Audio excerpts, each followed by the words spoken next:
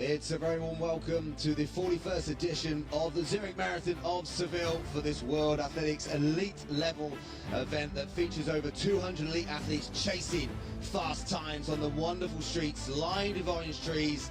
The event has grown in stature and popularity with so many quality national club and mass runners flocking here to this wonderful Spanish city to enjoy these favourable February conditions. Alongside myself, James C, I'm delighted to be joined by Richard Narurka, who loves his Spanish cities and their marathons, having won the World Cup here or in Sebastian in 1993.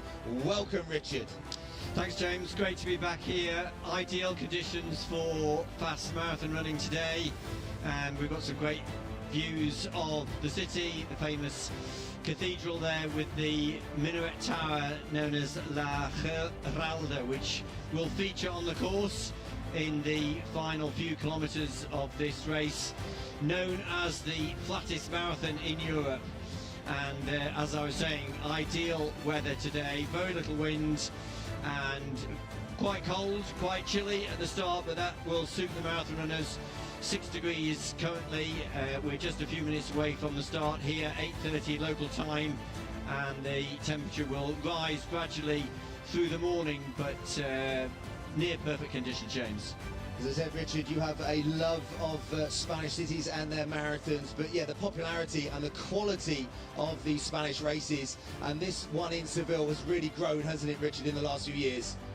Yeah, I mean, we've been commentating for quite a few years now, and we've seen how the course records have been set and just the depth of the fields.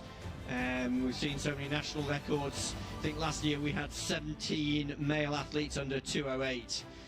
There's another look at the weather conditions. Very little wind, a little bit of wind from the south, and then changing after the runners will finish. I mean, we're expecting the elite runners into the finish at around soon after 10:30 local time this morning. Speaking to some of the organisers this morning, and they've been talking about this being the best weather they've had in a number of years. When you look at Amalu Magatu's course record for the women's 2:18.51 from 2022, Teresa Galetta's men's record 2:03.27 back in 2024. I mean, they're quality course records, but yeah, we've got some real standout athletes that could be chasing those times today. Yes, including two previous course winners right at the top of that list. Azra Hayden, he won here 4 years ago. He's back. He's run here twice already, so he knows the course very well. And another famous athlete there, Shura Kitata, well known for his win in London 5 years ago in the 2020 London Marathon. He'll be looking to win here for the first time. It's his first appearance here in Seville. And some very fast athletes there. One of the favourites, I'd say, is Andoan Balai, who ran fast time in Berlin 3 years ago. Another thing that we've had a history of here is breaking national records. You can see a few national record holders on the screen, and there's potential for a few more national records today, Richard, aren't there? Yep, I think we're chasing about 4 or 5 national records in both the men's and the women's races, and we'll try and follow those even if they're not right at the front of the race. They're the leading female athletes. Jacqueline Chalal from Kenya, she won here 3 years ago, so hoping to repeat that victory. And another athlete we'll be following closely is the Finnish athlete Elisa Vainio, ran a Nordic marathon record of 2:20.48 in Valencia just 2 months ago. We were commentating there. Be very interesting to see how she can go and see whether she can be one of the first Europeans to win here. No European has won here since Paulo Gonzalez won the women's race in 2017. Yeah, Vainio's so impressive in those World Championships, and great to see Clara Evans back again on that start line, so the Olympian from Paris. So fantastic depth in fielders again, showing people travelling distances to be here, chasing qualifying times, also for those European Championships in Birmingham in the summer, Richard. Yeah, we're going to have a look at the course now and take in some of the famous sites around the course. That is the famous cathedral. The course actually starts on the Avenida Maria Luisa. The race organisers have moved the start from the river trying to make it an even faster course, and it goes through that famous Macarena district and then comes onto the banks of the Guadalquivir. It's about 4 kilometers, and then past the famous bull ring, La Maestranza, and then past the Torre del Oro, the Golden Tower, crossing over onto the west side of the Guadalquivir River, and past the business district, which is marked by the Torre Sevilla, the Seville Tower. That's at 11 kilometers, and then tracks along the west bank of the river, going up to the famous Olympic Stadium where they held the 1999 World Athletics Championships, where Abel Anton recorded that famous victory in the marathon. And then they come back over the Guadalquivir, over the Puente de la Barqueta at 18 kilometers, and then head north up the east side of the river. They do an out and back at 18 kilometers, and then head up into the Santa Justa area. There's the famous Macarena, which they'll come past again at 38 kilometers. This is the famous Santa Justa railway station that they will pass at around 24 kilometers, Estación de Santa Justa, and then they'll come past one of the very famous landmarks of the city, the FC Sevilla Stadium. There it is, Estadio Sanchez Pizjuan. That's one of the 2 stadiums that they will pass. The other famous football team in Sevilla, if you're a football fan, is the Real Betis Stadium, and they'll come south. They do a out and back section here past the Estadia Villamenin. That's the Real Betis home, which is actually under renovation at the moment. The Real Betis team have moved over to the Estadio Olímpico, and then at 33 kilometers they pass through the Plaza de España, very famous part of the course in the Park Maria Luisa. And then the last section of the course, they track along the old city walls, coming back where they started through Macarena, and they turn take a left at 38 kilometers through the narrow streets, coming past the famous cathedral and La Giralda, just past 40 kilometers back into the park, and then down onto the river for the final run into the finish. Well, it's a fast, it's a flat and fantastic course, and the conditions are playing ball today. You can see there such a minimum amount of profile on the course. It's almost flat, Richard, isn't it? It is, and I mentioned about the change in the course this year. They're starting on the Avenida Maria Luisa, and the organisers have made it even flatter, would you believe? I think what they were saying is that they've taken out a few of the underpasses. So as you were saying, the difference in elevation, just 10 metres, and I think it has very strong claim to be the fastest and flattest course in Europe. So as I said, we've got over 200 elites, but it's always the masses and the club runners that fill the streets, and sold out again this year, and it's so popular, marathon tourism and people travelling. As I said, many miles and kilometres to be here, very popular to the locals as well. But there's obviously some club bragging rights on the lines as well, and last minute preparation. So there were a few on the bus this morning getting in their own zones, regardless of ability, ages. But yeah, it's a quality depth in field. Yeah, the organisers, they categorise the elites into world elite, and then they just call them the second ranked are just the elites. And I think if you put together the elites and the world elites, you've got more than 400 athletes. The world elite is about 200, about 150 men and 50 women. And there on the screen are those 2 course records that I spoke about earlier. Whether they can be chased today, they are that competitive. For the elite women, we're looking at somewhere around about 3 minutes and 17 seconds per kilometre. That's 16:25 for a 5k split. And for the men, we're looking at 14:35 for 5k, which would be around about the 2:55 mark. And there's a good sign of how this race has moved on. 12 years ago, Cosmos Lagat had the course record at 2:08:33. and 12 years later it's 5 minutes faster. Dueza Galetta's course record from 2 years ago. The milestones in the women's race, well, Magetu Alamu, she won here 4 years ago. She's the only female athlete in Seville to have gone under 2 hours 20, but the winner from 3 years ago, Jacqueline Chalal, she's the second fastest ever in Seville, and she'll be attempting to be the second athlete to go under that 2:20 barrier today. Yeah, the only current athlete inside that 2:20, but I think it's going to take around that today. I think we're going to be knocking on that 2:20 mark, and we could well threaten that course record. And for the men 12 months ago, Solomon Barrega, that was such an impressive run, and it's going to be interesting to see. I think we could potentially see a new name come to the fore today, and there's some of the national records that could be under threat. We will try and keep you updated with those, and our graphics team normally do a great job of trying to keep you updated with those potential national records. But we've had so many over the last few years, and as you said, Richard, it's really well exploded since probably pre-super shoes and the other kind of training aids that have gone in to really accelerate marathon running. And well, we just see across the board right now, even those European qualifying times to World Olympic times, the world of marathon running has really changed. But there's Vainio, one of those that is helping to change the landscape.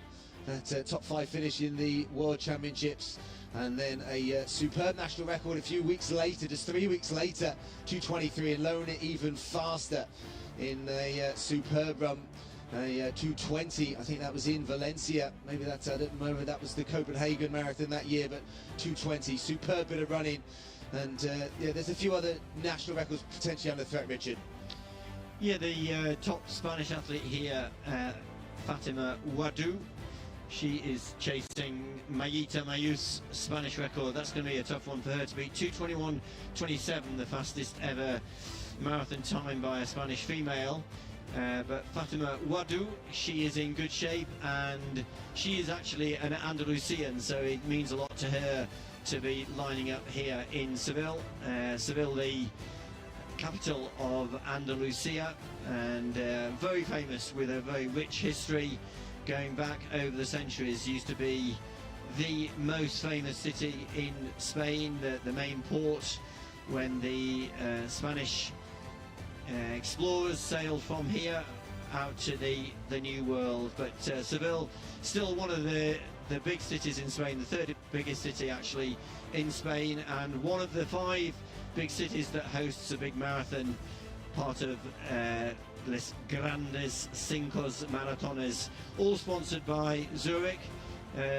James, the two of us, we have the privilege of commentating at many of them: Barcelona and Valencia and Seville, and of course Madrid and San Sebastian making up the 5.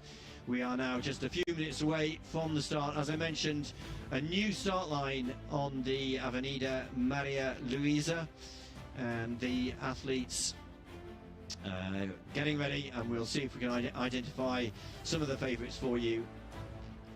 Yeah, we're less than a minute if the roads are clear. So welcome wherever you're joining us to the 41st edition of the Zurich Marathon of Seville. This is the 2026 edition, and it is a quality lineup that we've got as they get themselves ready. Last minute preparations, and you can see the first wave of the national and club runners and masses behind.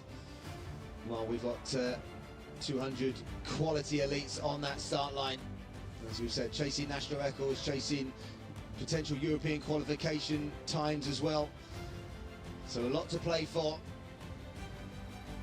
And we will pick out some of the important pacemakers within the race as well that will be undertaking the early kilometres, making sure those times are achievable and met.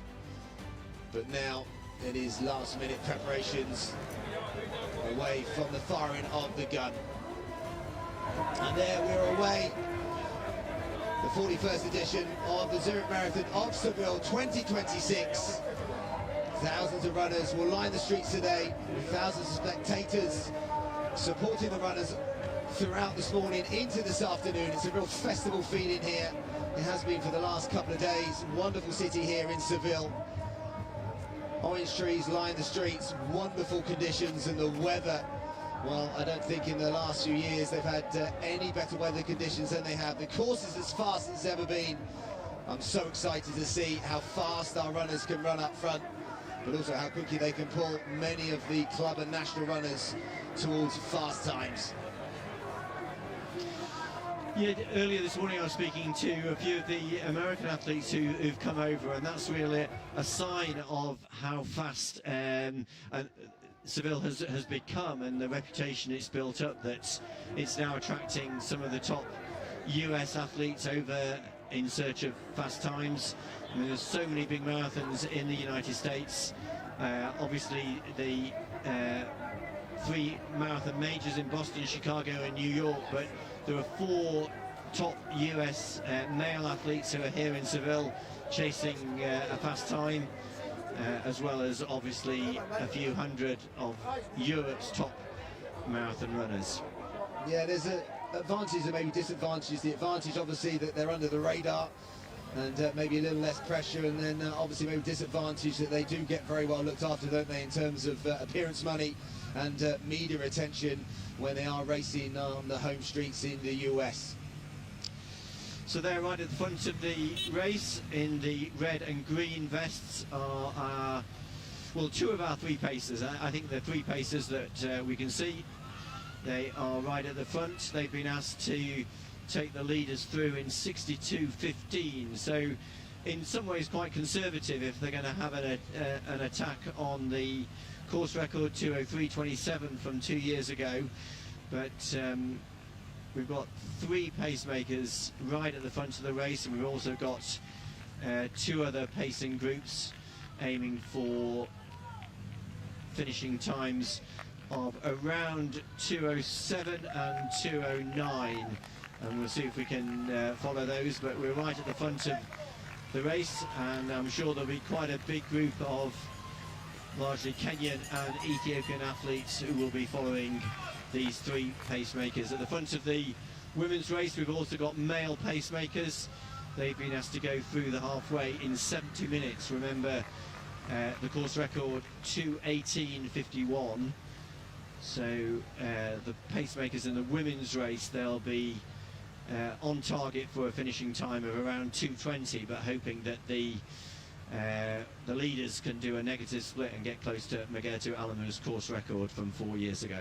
Well, those 3 paces, Zachariah Krop, next to him we've got Dennis Kipruto and Samuel Limo, very talented Kenyans with 60 minutes and 61 minutes between them for the half marathon distance. And the pacing vest this year, they always like to have stand-out vests, almost look like Aldershot, Farnham and District colours, Richard. Yeah, well, the main thing is that they're distinctive and that the athletes behind them know that they're pacers.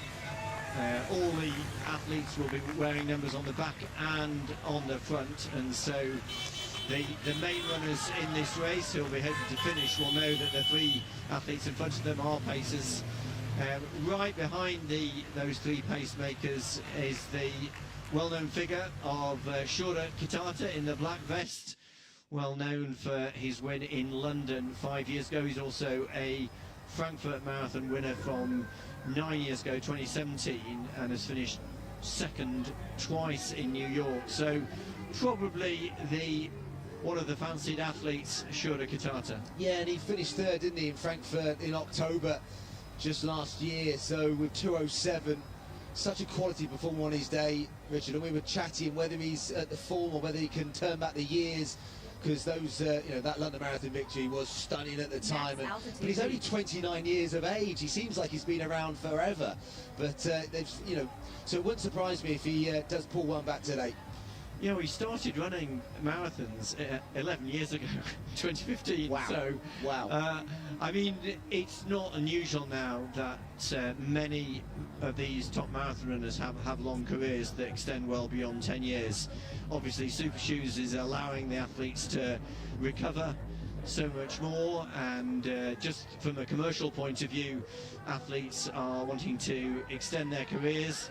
Shura Kitata, as you say, James, has had a great career, winning his first big race 9 years ago in Frankfurt, and still going strong, returning to that same venue just well, 4 months ago when he ran 2:07.02. But yeah, he'll be looking to run close to his best, 2:04.49, his fastest time when he finished second to Eliud Kipchoge in London 8 years ago now.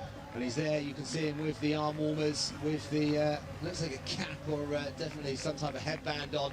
It's very cool this morning. We do know the temperature does sometimes rise here in Seville, but I think that won't happen long before the elites have finished. And you can see Kitata there just sat behind with that slight lean forward. He's always, when he's on form, quite an aggressive runner, always putting himself towards the front of a pack. And you know, the number of podium finishes, and he's someone that's so experienced, and there's going to be a few that will be watching him in these early stages.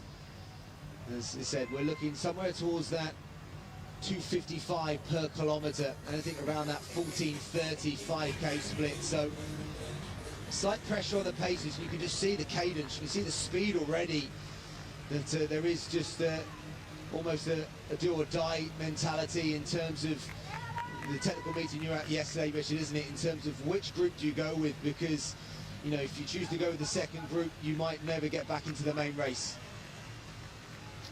Yeah, the organisers typically have set sort of 3 groups, and so I guess if you're aiming to win the race, you'd expect to be in this leading group. It would be hard to go off with the second group. They're aiming for a halfway time over a minute slower.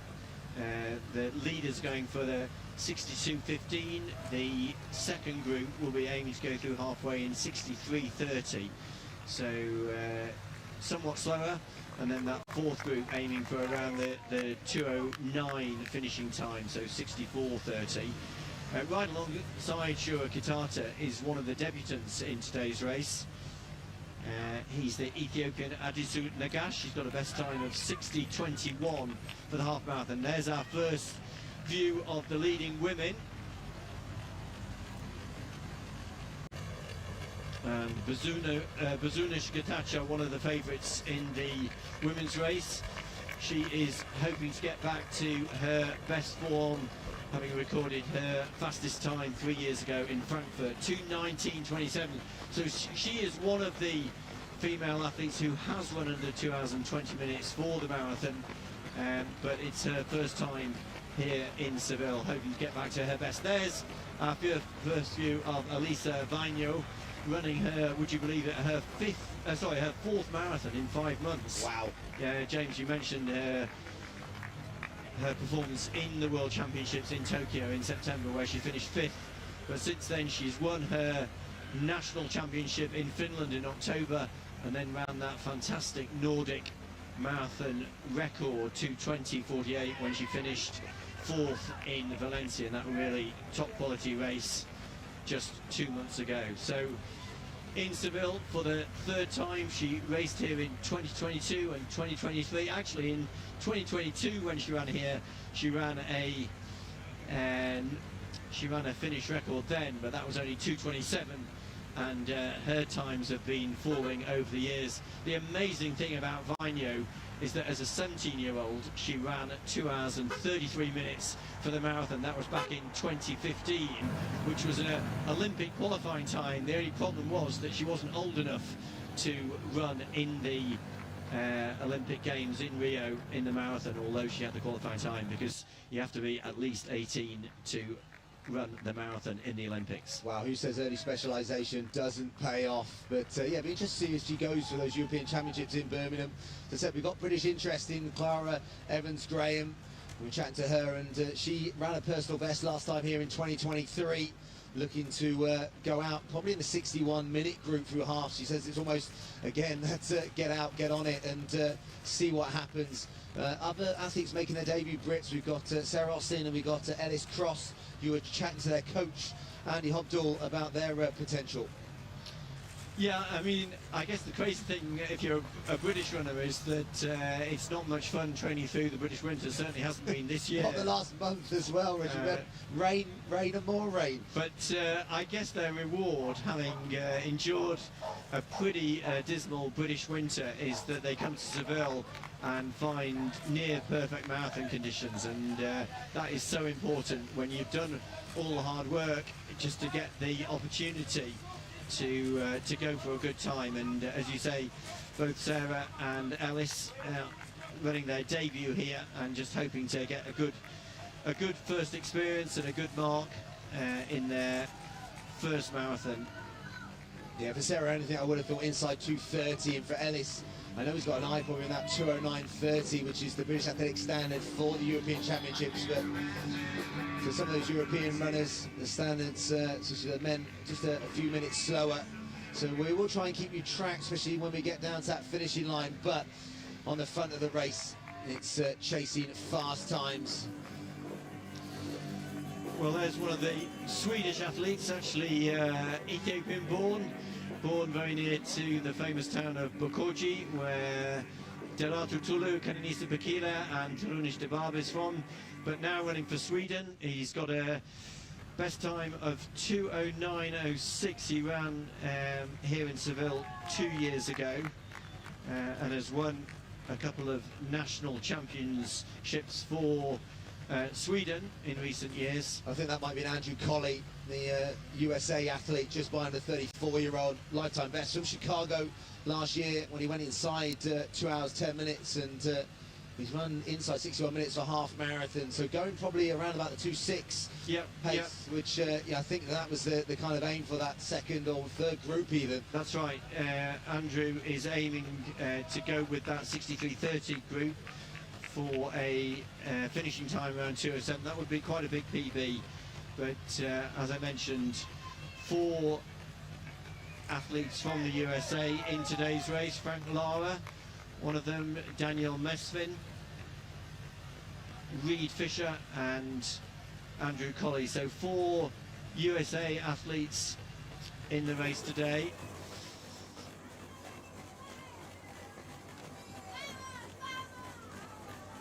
There's one of the top Ethiopian athletes, Lotori Walde Georgis, best time from a race in China now. So many big marathons in China which are attracting many of the top Kenyan and Ethiopian runners. It's a good shot, Richard, of the super shoes. Every brand now has their own version, and the carbon plates and the magic foam in them has really well, elevated the performances, not just in marathons, but the ability to train more. We were talking about the amount of training that elites can do now. It's definitely jumped by a percentage, and there on the screen, Andrew Colley, as you said, aiming towards that 2:07, and that would be a big jump of a couple of minutes, but this is the place to do it. There's been so many big lifetime bests set here on the streets of Seville. Now this is probably one of the more challenging moments in the race with a big elite field, especially with over 200 elites, is the drink stations and navigating them and being switched on. And the paces, given that they want to go to 25, even 30 kilometers, they often need the drinks just as much as the elites, but it is making sure that they see the drink stations, they navigate them and get their fuel on board, because early missed drink can well, really impact, you know, the whole pacing on marathon completion, the ability to maintain that pace. But that's also something that is really changed again over the last few years, is the refueling, rehydration, and the science and the amount of kind of testing that's gone into it, Richard. I think people are definitely refueling better.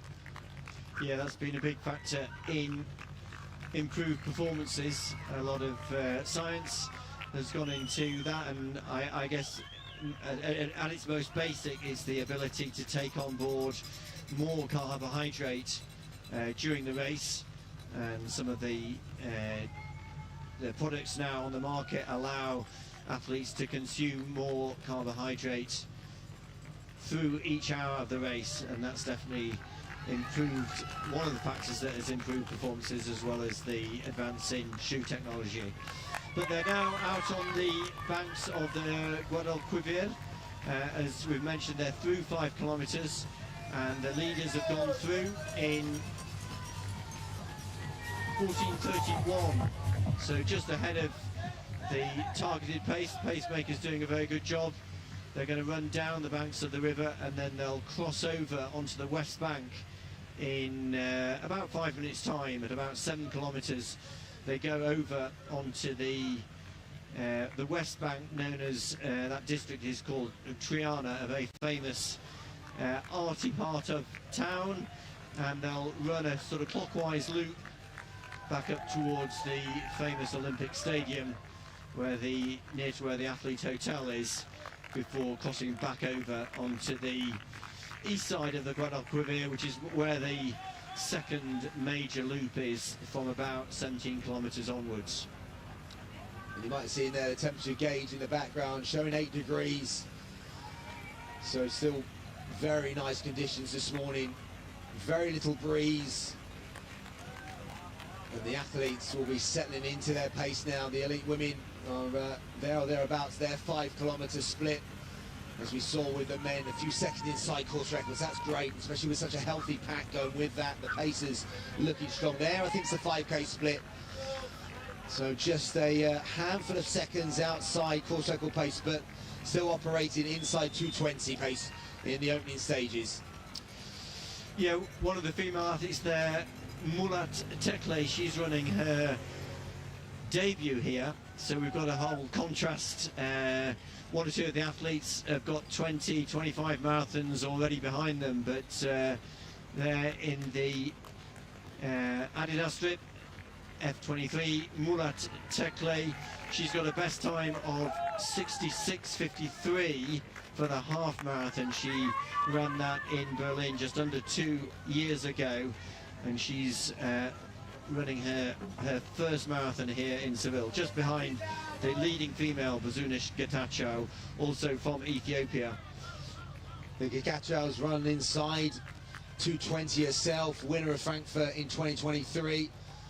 Only best last year of 2:28 from Hong Kong, but there's the 5k splits for the men. As you can see, it's a big pack that have gone through inside course record pace, and just a few seconds back, you can see about 7 to 10 seconds for the first 18, discarding the 3 pacemakers in there.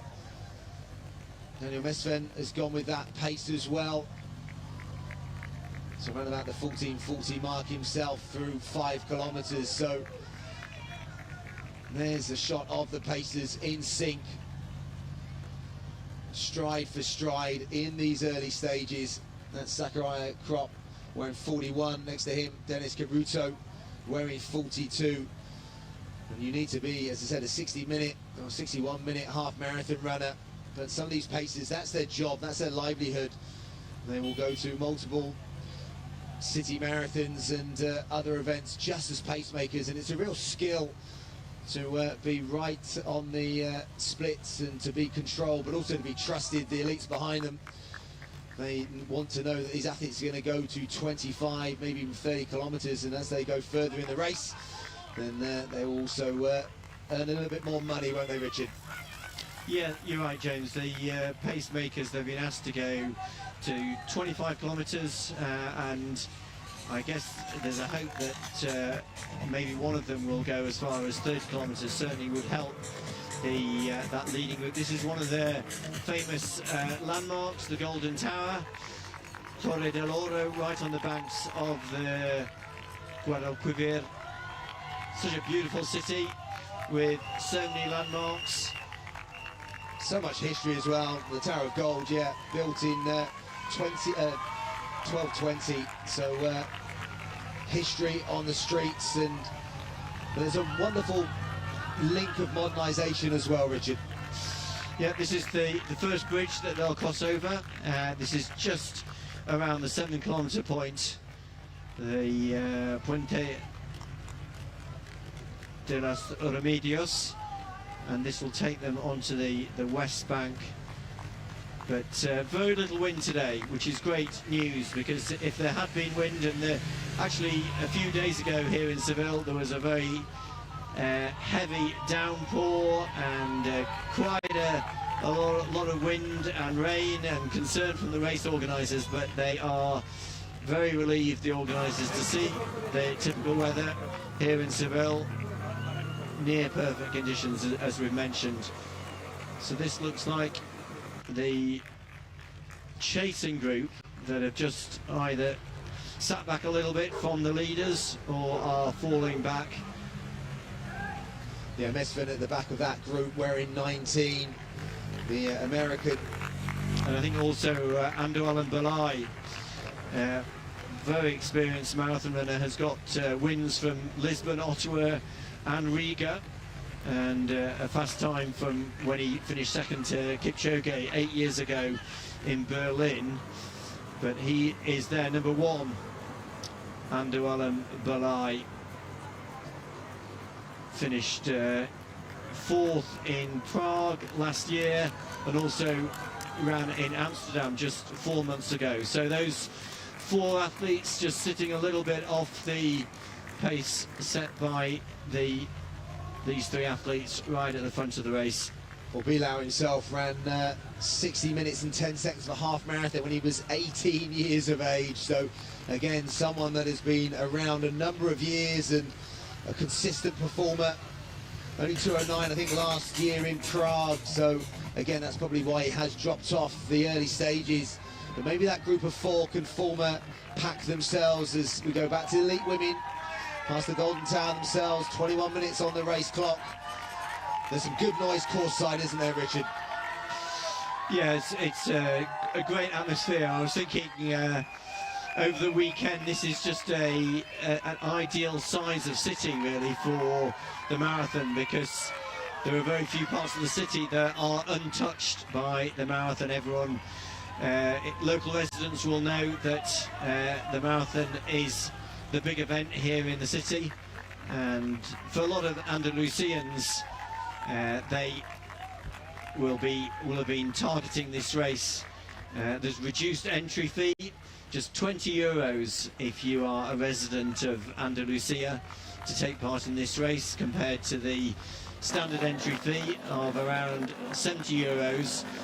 And there's the leading Spanish athlete, Fatima Wadu. As I mentioned, she spent a lot of her childhood in Seville, so really wants to run well here, now living in Cordoba, coached by her husband.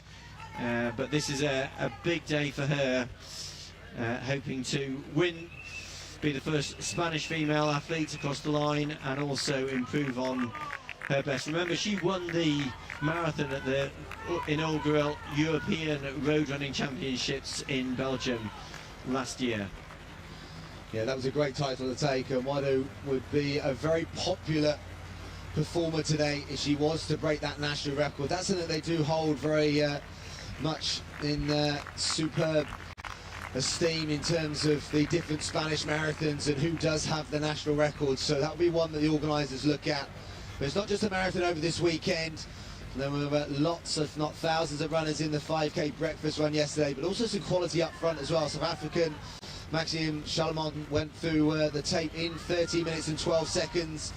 He had a 17-second gap on Mohamed Ismail, and the popular Dutch athlete Mike Fobbin was third, both in 13:29. So not just a fun run the day before, but a really quality, high-quality 5K run.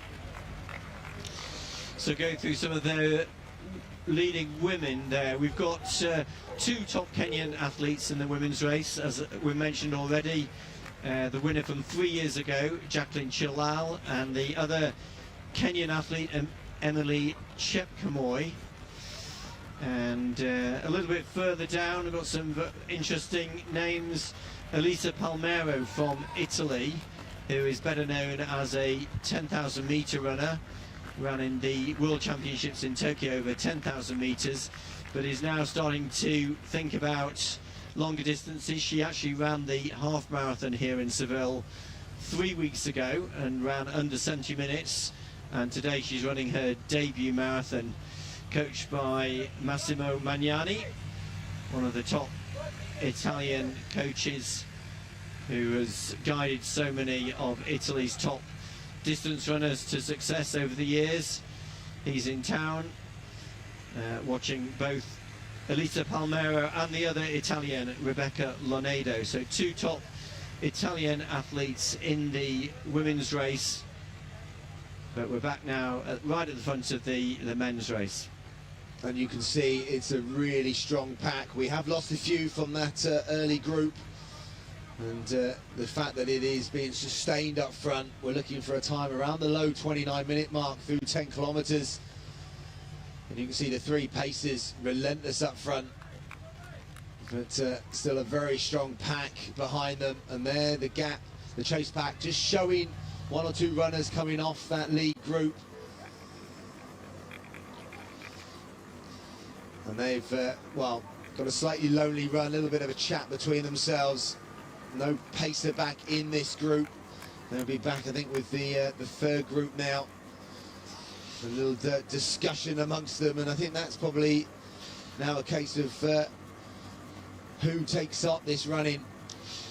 Well, one of the runners in that group, number 6, he is also a former winner here. We've already mentioned number 1, Andualan Balai Shifarao, who's got a very fast time, 2:04.44, his best time. Number 6, a former winner here 7 years ago. He won in 2019, Sadat Ayana Abeji. And interestingly there, Daniel Mesvin, the USA athlete, he is operating well above his best time, 2:08.51. Remember this chasing group, I think they're operating at around 2:06 pace. They're not that far behind the leaders. So 4 athletes in that group. The 4th athlete there is a Ethiopian-born Israeli athlete, Godadao Balacho. So 4 athletes trying to stay in contact with this leading group of about 12 athletes who are following 3 pacemakers right in the front in the red and green vests. And another drink station to get their fuel on board. And it is just before each of the 5 kilometre splits, so they need to be the right side of the road, need to be switched on. Yeah, the organisers have put on, they said 24 drinks tables. That's, wow. That's the size of the elite. I think they say they have 200 athletes who are categorised as world elite, and 17 of the 24 tables are for the men's world elite, and then 6 or 7 for the world elite females. And this part of Seville is probably less populated, certainly in terms of spectators. They're in the business district. We might get a glimpse in a minute of the famous Seville Tower, Torre Sevilla, on the west bank, and it's noticeably quieter on this part of the course on the west bank of the river. Good split screen there with the elite men on the left-hand side, the elite women on the right-hand side. Another European to mention, Teresa Horachova is the Czech athlete, 30-year-old, who was top 30 in the Paris Olympics, and someone that could potentially run a lot quicker than her 2:26 lifetime best. So a recent low 31 minutes in the Valencia 10K, so that could well transfer into definitely a time inside 2:25. But again, it's that decision making of which group they would go with, and Vigno's gone right with this lead group. You can just see it at the back of this pack. And as we said earlier, it's been a long time since we've had a European on the top spot of the men's or the women's podiums. And Vigno, given how she's mixing it with the best at the championship level, but also now getting towards that 2:20 mark and below, and I think it will take a sub 2:20 time today, or definitely there or thereabouts, to be competitive. There's the elite men's 10K split, 29:03, so almost metronomic pacing up front, so exactly on the pace they wanted, that course record pace 29:04. So you can tell the group behind have gone through that to almost the absolute second, but the pace is doing a great job up front. Yeah, very good pacemaking. That's around 4 minutes 46 seconds per mile, under 3 minutes per kilometre, around 2:58 per kilometre. So they're doing a great job. We can see one of the favourites in the black vest, Shura Kitata, we mentioned him already. Alongside him, another Ethiopian, Adisu Nagash, running his debut. Yeah, it's always an unknown when someone makes their debut of stepping up distance, and obviously they're be well prepped in training. But what's it like, Richard, making your debut in such a quality marathon, in terms of those around you, in terms of knowing your body, and obviously knowing what pace to go out at? Yeah, I mean, it's always a step into the unknown. I guess the thing is that many of these top athletes who we're seeing, they train in large groups, and they train in groups of athletes where there's a lot of experience around them. I mean, some of the younger Ethiopians running here today, Gebreselassie Abraha, he is in a very well-known and respected group under the guidance of Gemadu Degafa. That's the group with Tamrat Tola and so many of the top Ethiopians. So although it might be their debut marathon, they'll have learned a lot in training and had quite a lot of advice both from their training partners and from their coach about what's involved in running a marathon. And yourself, Richard, you were 5th in the Olympic Games, 5th in the World Championships, 5th in the London Marathon 2:08. What was your debut, and can you remember what it felt like? I can actually, and it was the Hamburg Marathon 1993, and to a certain extent, James, it was a bit like a Seville in that obviously Seville is not one of the majors, and 30 odd years ago when I ran my first marathon, Hamburg was outside that top bracket of races. So to a certain extent it didn't quite have the prestige, but didn't quite have the pressure of those big races. And Seville is a bit like this, where you can come into the race, and certainly my experience was that I just went into it wanting to run my own race and have a good experience. I didn't actually set myself the goal of winning the race. I did it in the end. I ended up winning the race because I just ran well, I came through and ran a good negative split. So I did have a very positive experience, and that's probably a nice way to run your first marathon. Again, great split screen, and that pacer there, Arthur Orges, is the Polish athlete looking after the elite women. But the elite women also have a lot of the very good sort of national and club runners around them, and they will have that luxury for most of the race. And as we've seen in many of our running marathons, where paces can go a lot further, obviously in the women's almost to the finishing line, which kind of changes the dynamics slightly in terms of tactics, because the potential to link in and chase other people, very different to the men, as they pass 10 kilometres there, around about the 33:10 mark. So it looks like they've again maintained pace up front, and that elite women's group looks like it's still around about 6 athletes. Yeah, I think it's 6 African athletes plus Elisa Vaino. So as we expected, this is going to be a fascinating race, very close race, no out-and-out favourite, but let's just talk a little bit more about Elisa Vaino, because she has had such a rich and long history. Started out as a track athlete, as a young teenager, ran 1500 metres, 3000 steeplechase at the European Junior Championships. Then, as we mentioned, she ran her first marathon as a 17-year-old back in 2015, and then over the last 4 years has reduced her time in the marathon from 2 hours 30 minutes down to that very fast time in Valencia 2 months ago, 2 hours 20:48. And she's been preparing for this race in Spain. She had 2 weeks in training in Alicante, and then the last week before coming to Seville she spent in Malaga, did her final preparation, her 25k tempo run in Malaga just 8 days ago. And her coach and management team, they are here with her in Seville, and as you mentioned, James, she's got her eye on doing well in Birmingham in the European Championships in August, but her manager was saying she's already got one of her next races is penciled in for April, so she will continue to run as many marathons as we've seen her run over the last 6 months. Yeah, that ability to recover, but also she's been racing at such a high level, high standard. And there, Wadu's gone through inside national record pace, so the Spanish national record is under threat. Well, this is the second group. We mentioned the leading women, they're being paced through halfway at around 70 minutes. So Fatima Wadu, her group is being paced through 71 minutes. Well, remember that the Spanish national record at the moment is 2:21.27. Fatima's best time 2:24.05.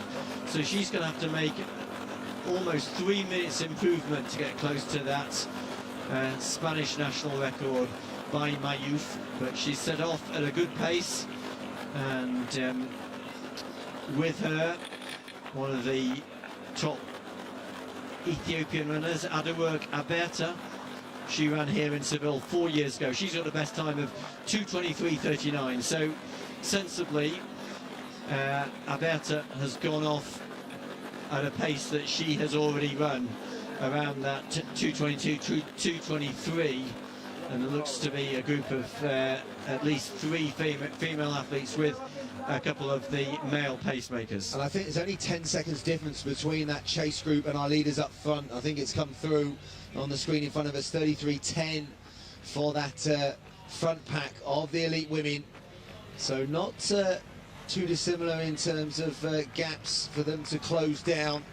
So still in the very early stages of the marathon, and you can see maybe a slight gap. That's interesting that there's no elite men, or no pacemaker on the front of the elite women right now. Yeah, that is unusual, but because this is a mixed race, there will be plenty of very strong male runners who are running alongside the elite women. As we say, this group operating at around the 2:20 pace, and as we saw in the chasing group, they're operating at 2:22, also quite a few men. But you're right, James, they had assigned a male pacemaker for this group, and we can't seem to identify them. One of the fancied Ethiopian athletes there, Urge Diro, she is running here in Seville for the 3rd or 4th time. She's got a best time of 2:23.05 that she set here in Seville 3 years ago. I think that's Mulat, I think, maybe at the front, yes, leading them, and obviously making her debut, a 66.53 half marathon best, I think, from Berlin 2024. So she also runs some fast times up in Addis, which you know, sub 31 minutes and sub 15 minutes, I think, on the times there. They are quick times for altitude.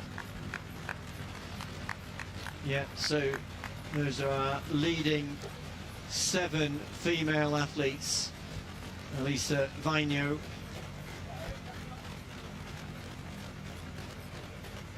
spends part of her winter training in the cold of Finland and part of the winter in Spain in the sunshine. I think the groups have come back together, Richard. I think we see Wadu there in that group. Look at that.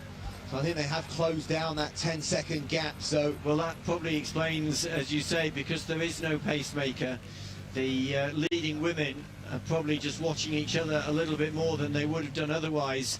And you're right, Fatima Wadu is right at the front now of that group. Yeah, and she seems to have gone straight through. Obviously, you have a decision, don't you? And I think she's got help around her, maybe with training partners. And I think once you're in that rhythm and you do catch the group up in front, you do have that decision to either stick or twist. And I think they've decided to maintain their pace, having obviously closed down that 10 seconds fairly quickly, because obviously they went through 10 kilometres. That was probably 2 kilometres ago. And so they've definitely closed that down. And interesting now, those two paces, and the pacer now 44, pacer 45, just having a discussion, maybe just checking the paces that they're meant to be running.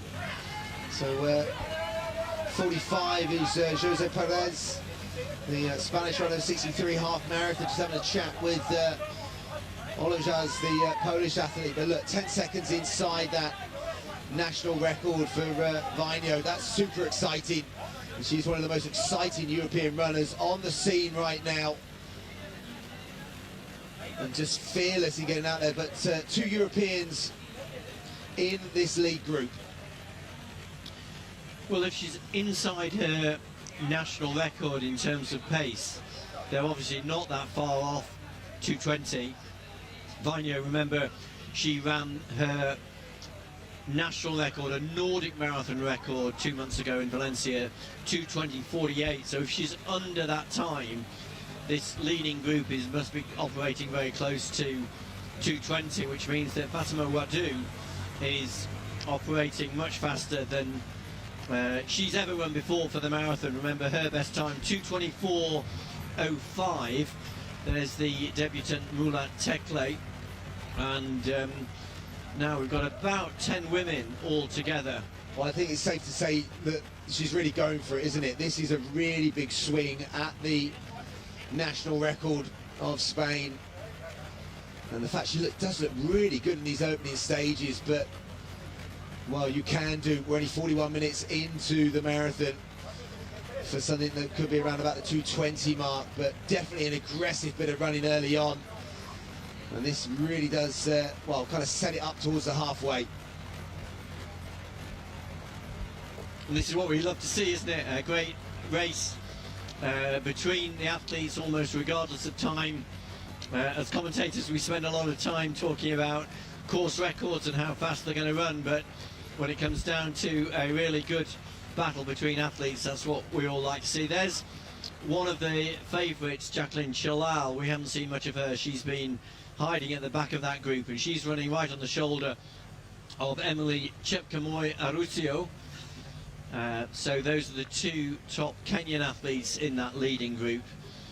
But quite different, James, from this race last year, when we were really excited to see how fast Solomon Barega could run. But the race unfolded in very, very different fashion last year, with Barega taking the pacemakers well away from the rest of the group and running pretty much solo from halfway to the finish, and obviously struggling in the latter half of that race. Oh, I absolutely loved it, because he's such a quality runner, such a quality mover, and making his debut, he definitely did get slightly carried away, but it was fascinating to watch, and well, obviously, yeah, came away with the victory. Missed out on the course record, but he definitely changed the dynamics last year. It was Solomon Barega versus the clock, and then in the latter stages, it was Solomon Barega's legs versus the marathon. And the marathon takes no prisoners most of the time. There's only very few that can absolutely fly home the latter stages. That you can already see the pace is maybe starting to take its toll on some of these elite men. They've gone with it. They've decided that they've thrown caution to the wind. And you can see the fairground to the left-hand side. Wonderful February conditions. He said if you are looking at marathons, and obviously there are different times of the year to run marathon, but this February time, weather is stunning here as the elite men have gone through 15 kilometers. Little check of the watch, looked like around 43:30, which on my reckoning is another 14:30, give or take 5k split. So this is metronomic pacing by these 3. Eilish Kipruto is the other pacer, wearing 57 just on the right hand side. And there is the split coming up on the screen. Look at, yeah, 43:32. Coming up now is 15 seconds inside the course record pace. So giving them a little bit of buffer in the early stages, but you know, still a lot of real estate, a lot of road to be covered in the latter stages. And as we said last year with Solomon Barega, you can lose time in a kilometre or a mile if you've overcooked it in the early stages. Next drink station, little look, Katata there almost waving his hand. I don't know whether he missed his drink station. As you said, so many drinks tables, and they do need to be switched on. It's still something that is a skill, and not just a skill in collecting your drink, but being awakened, having the ability to get over to your table in time. There's the rankings, and that 11 or even more than 11 athletes that have gone with it. In fact, actually, no, it's 11 elites with the 3 pacers, and then the gap now is 30 seconds to that chase group. Rakila in there, and there's some Alana, former champions in Shushua as well, so it's a big gaps now starting to develop behind, but the fact they're 15 seconds inside course record pace, they're still way inside 45 minutes pace, even a minute behind this group.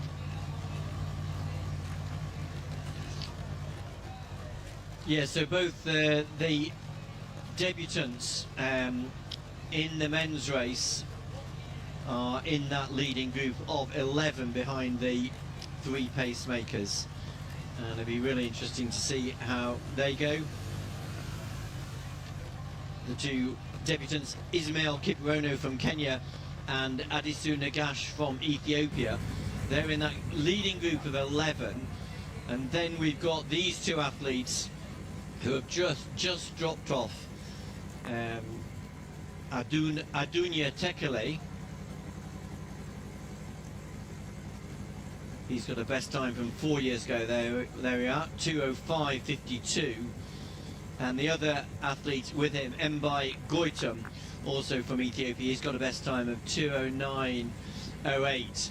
So these 2 are going to have to work together, because they are now some way back from that leading group, but some way ahead of the second group. That second group aiming to go through halfway in around 63.30 for a 2:07 finishing time. And that second group is quite a lot bigger, and they've got their pacemakers. So these 2 athletes are going to have to help each other keep the pace going. They can probably just about see that leading group of 11 athletes in front of them. Adunia Tekele ran here 4 years ago, but his last marathon was a DNF finish in Lisbon 4 months ago. So here you can see they are coming back across the Puente de la Baqueta. This is at 17 kilometers, and in the background is the area near to the Olympic Stadium. They're leaving the West Bank, coming back onto the East Bank, where the main loop is from 17 kilometres into the finish. And each of the bridges is probably the slightest of elevation on the course, so 2 minutes and 54 seconds per kilometre they're operating at, which is 2 hours and 2 minutes and maybe 30 seconds. So we are seeing some very fast running at the moment, and all of these runners operating at PB pace. Gitata there you can see with the armbands, and he's run 2:04 previously, so running way inside that at the moment. And obviously we are a good projected minute inside course record pace. So these conditions, well, really being shown at the moment to be super favourable here in mid-February in Seville. And you can see back to the elite women, and again it seems like it's a bit of maybe a cagey affair behind. There's a big group, but they've been operating just inside 3:20 per kilometre, which is exactly about 2 seconds inside 2:20 pace. So only one athlete's ever gone sub 2:20 on this course, so they need to pick up a little bit to go towards that 2:18 course record pace. But at the moment, if you look at the personal best, all of that group heading towards big personal best. And there's Gitata, that familiar running style of his, that slight lean forward, little check of the watch. So in the white vest there, with number 3 on, I think is a former winner, Azra Hayden. He ran his best time for the marathon here in Seville 4 years ago when he won 2:04.43. He has the 3rd fastest time. Remember, only 2 athletes have ever gone faster than 2 hours and 4 minutes. That's the course record holder, Deresa Galetta, 2 years ago when he won the race in 2:03.27. And in that same race, the French athlete Mohamed Andouini, he also went under 2 hours and 4 minutes. So Be very interesting to see if any of these leading athletes can get close to the course record and be another athlete to go under 2 hours and 4 minutes for the Seville Marathon. But Azra Hayden certainly got plenty of experience. Just a reminder, Galetta's course record 2:03.27. And at the moment we've got 11 athletes that are locked in that pace. The organisers will be absolutely loving this. The fact they've gone with it, the fact that we've got 3 pacemakers looking so good up front. And we're around about just over 10 minutes of running away from the halfway mark already. So again, wherever you're joining us from around the world, welcome to the 41st edition of the Zurich Marathon of Seville 2026. This is a World Athletics elite level event, and that means the quality of runners, the prize money, the race infrastructure is given that elite level by World Athletics. And there's not too many marathons around the world that can boast that, and that's why the elite field is just so strong. They must find it hard to say no to people, Richard, and the amount of elites that put this down on their bucket list each year. And we remember our journey here in 2024 and the amount of Olympic qualifiers that day and national records. I think that was the moment that really put Seville, you know, absolutely on the top rung of marathons. And I think, yeah, the fact by the sheer numbers of athletes operating at 2:02 pace right now, I think it has everything that a marathon needs to, you know, to promote fast running and fast times. Yeah, I think you're right. 2 years ago, I remember that it was a really big deal for this race that they not only had a course record with Galetta's 2:03.27, but it was the fastest time in the world at that time. And I know we are still early on in the year, but the race organisers will also have their eye on that goal. Remember the fastest times in the world so far this year, both set in Dubai just 2 weeks ago, with the Ethiopian athlete Nibrat running 2:04.00, Nibrat Malak. And on the women's side, interestingly, the women's winner of this race last year, Anchinalu Desi, she ran 2:18.31 in Dubai just 2 weeks ago. Those are the two fastest times by a male and female marathoner in 2026. And the race organisers will have their eye on those times, hoping that here in Seville they can go even faster. Interesting, we've got a slight break-up, Richard, in the groups. Mulat at the front of that group, being pulled along by the pacers, and a mass of runners in that second group at the moment. Yeah, that is interesting, because we did have a much larger group of about 10 female athletes, but now it is just the Kenyan athlete Emily Chipkamoi and the Ethiopian debutant Mulat Tekle who have detached themselves from that group. The more experienced athletes are in that second group.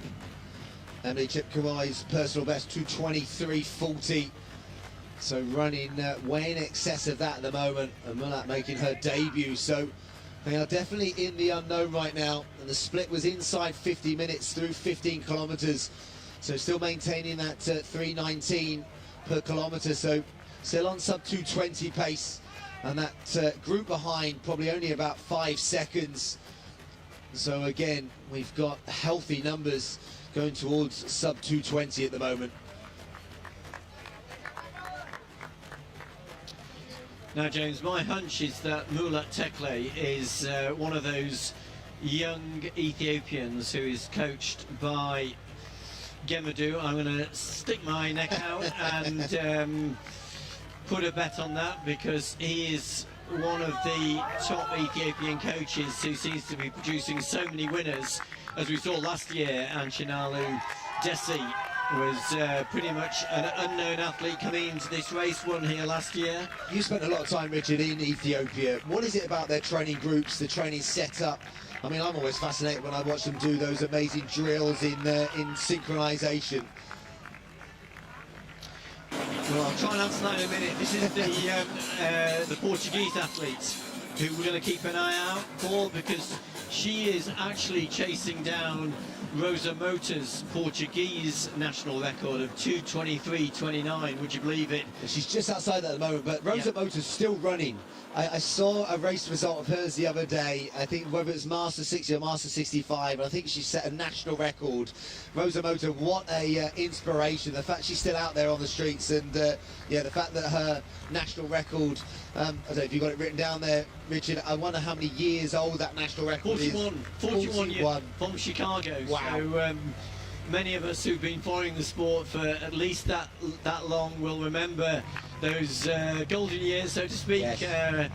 Jonesy winning in Chicago, and Rosa Mota also in 1985. That's when she set her national record before going on to win that Olympic title in '88. Well, I know the brilliant Steve Jones isn't setting any Welsh national masters records anymore. I'll but, tell you who is setting a masters record, and who's out there? In Seville this weekend is Martin Fizz. Yes. And Him and Abel Anton, you know, the best of Spanish marathon runners. Martin Fizz is chasing next weekend. He's chasing the national record, if not a world record, for over 60-year-old in the 10K. Wow. In Castellón. And yeah, Martin and Abel Anton are both in Seville. They ran the 5K yesterday. Such big names in Spanish distance running, and still being great ambassadors for the sport. Yes, that's absolute legends, and yeah, Fizz and Rosa Mota showing that, well, you can do the miles in the younger ages, even without super shoes, and come back in the latter years. So this, I think, is our chasing group.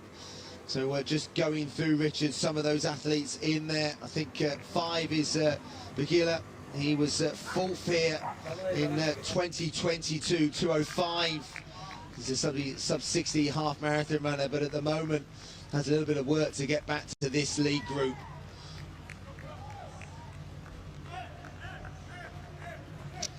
Yeah, I mean, I guess sometimes we understate the importance of confidence amongst some of these top athletes, and many of these athletes are running 3 or 4 marathons a year, and sometimes it clicks for them, sometimes it doesn't. And speaking with some of the managers yesterday, they are quite deliberate in where they place their athletes, hoping that their next race can get them back to where they've been in the past.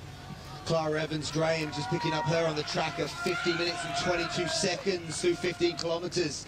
So she is absolutely gunning for it at the moment, and well, on a very quick tempo, coming up towards the 10-mile mark, or even way past that now. So yeah, we're 58 minutes on the race clock. So our elite men are probably around about 1 kilometre themselves from going over the halfway matting. So again, that will be a big indication of well, what they've set out, the stall they've set out in this first half of the 2026 Seville Marathon. And Guitata on the right-hand side in that black strip, that leaning forward style that took him to London Marathon glory, taking him to the podiums at so many marathon majors, such a consistent performer. Maybe not been in the best of shape the last couple of years, but a little return to form in November, and there's the 20-kilometre split, and look at that, it's continuing to build. Well, that's interesting. If they're almost half a minute ahead of schedule, that means they're going to go through halfway.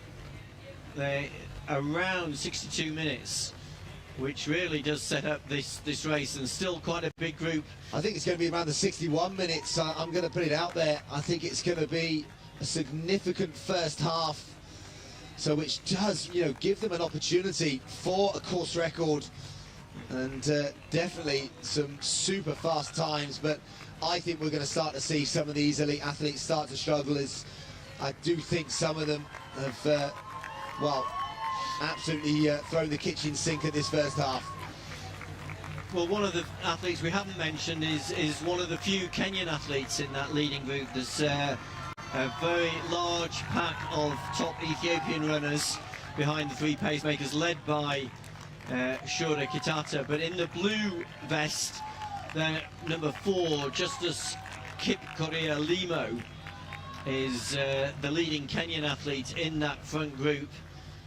He's got a best time of 2:09, well 2:08 actually he ran in the Nairobi City Marathon. But there's the difference there. The top 10 athletes are about 40 seconds clear of that very small group who are 39 seconds down, and then that second large group just over a minute down. They've got their pacemakers aiming to take them through at around 63:30.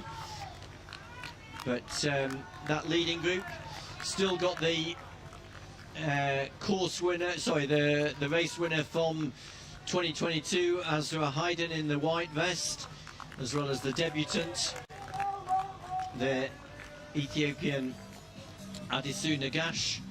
Shura Kitata in the black vest. We mentioned the Kenyan Justus Kip Korea. There's a real mix of experience in there. Obviously, being a previous winner means that you know how to navigate the race, the course, the athletes, but there's so much experience in this lead group. As we come towards the 61:30 mark, we're just looking for that halfway split. And there it is, I think almost on cue. I think that might have been the halfway mat. Oh no, there, that could be it as they go underneath the gantry. So it is quick running out there, little check. And the pacers now, this next part of their kind of job, this next 5 kilometres is really important. There on the board as one of the pacers steps off almost on cue. 61:21, Richard. So yeah, we are operating inside 2:03 pace. Well, you were spot on the money, weren't you, James? 61:21. That's why I'm here, Richard. They are operating well under course record pace. Remember, Dereza Galetta's course record, 2:03.27. And the good news is that they've still got three pacemakers in the race. The first of the pacemakers to drop out halfway. But these 2 Kenyan pacemakers still doing a great job, and there looks to be about 6 athletes in that group. Yeah, just a little check against the course record, and you can see they've got quicker and quicker, but they've been metronomic with their 5K splits. Elijah Kiprop was the first of our pacemakers to step off. Sakurai Karop and Dennis Karuto are the 2 pacers in those green, red and white vests. So they look like the Aldershot colours of one of our British club runners. Our club's back in the UK as pacer 44 takes the lead group of the elite women slightly away. That's Tunese Flesse, the Moroccan. He's a 2:11 marathon runner himself, which allows him to run at the front of this pace and maybe go even into the 35s, even 40 kilometres. But I do like to see the pacers in the elite women step off at some point to let the race really unfold. I've seen it in a few marathons where they go almost to the finishing line, and it kind of takes away the racing element, which well, I don't disappoint you, James, but I think that is what the female athletes were told yesterday, that the pacers could go all the way to the finish. As you mentioned, the pacers in the women's race. Well, if that's what's been agreed, then I'm happy with that. Yeah, as you say, we see that in a lot of these mixed races now, that the male pacemaker well capable of going all the way to the finish and therefore increasing the chance of a fast time. This is that second group, and this second group of women, which includes what I would say are the race favourites, including former winner Jacqueline Chalal and the Finnish athlete Aliso Vainio. They are still within a distance of this leading group with the 2 leaders in the women's race, the Ethiopian Mulat Tekle and the Kenyan Emily Chepkamoi. Yeah, expected them to 20 kilometres around the 66-minute mark, so just probably a couple of minutes. Just taking in some of the history of the city. There's the old city walls They come back in towards the city centre. They'll be tracking the city walls also in the latter part of this race. But remember, this city has such a rich history going back to Roman times, when the city was called Hispalis, and it's the Roman name for this city that has given the name Seville.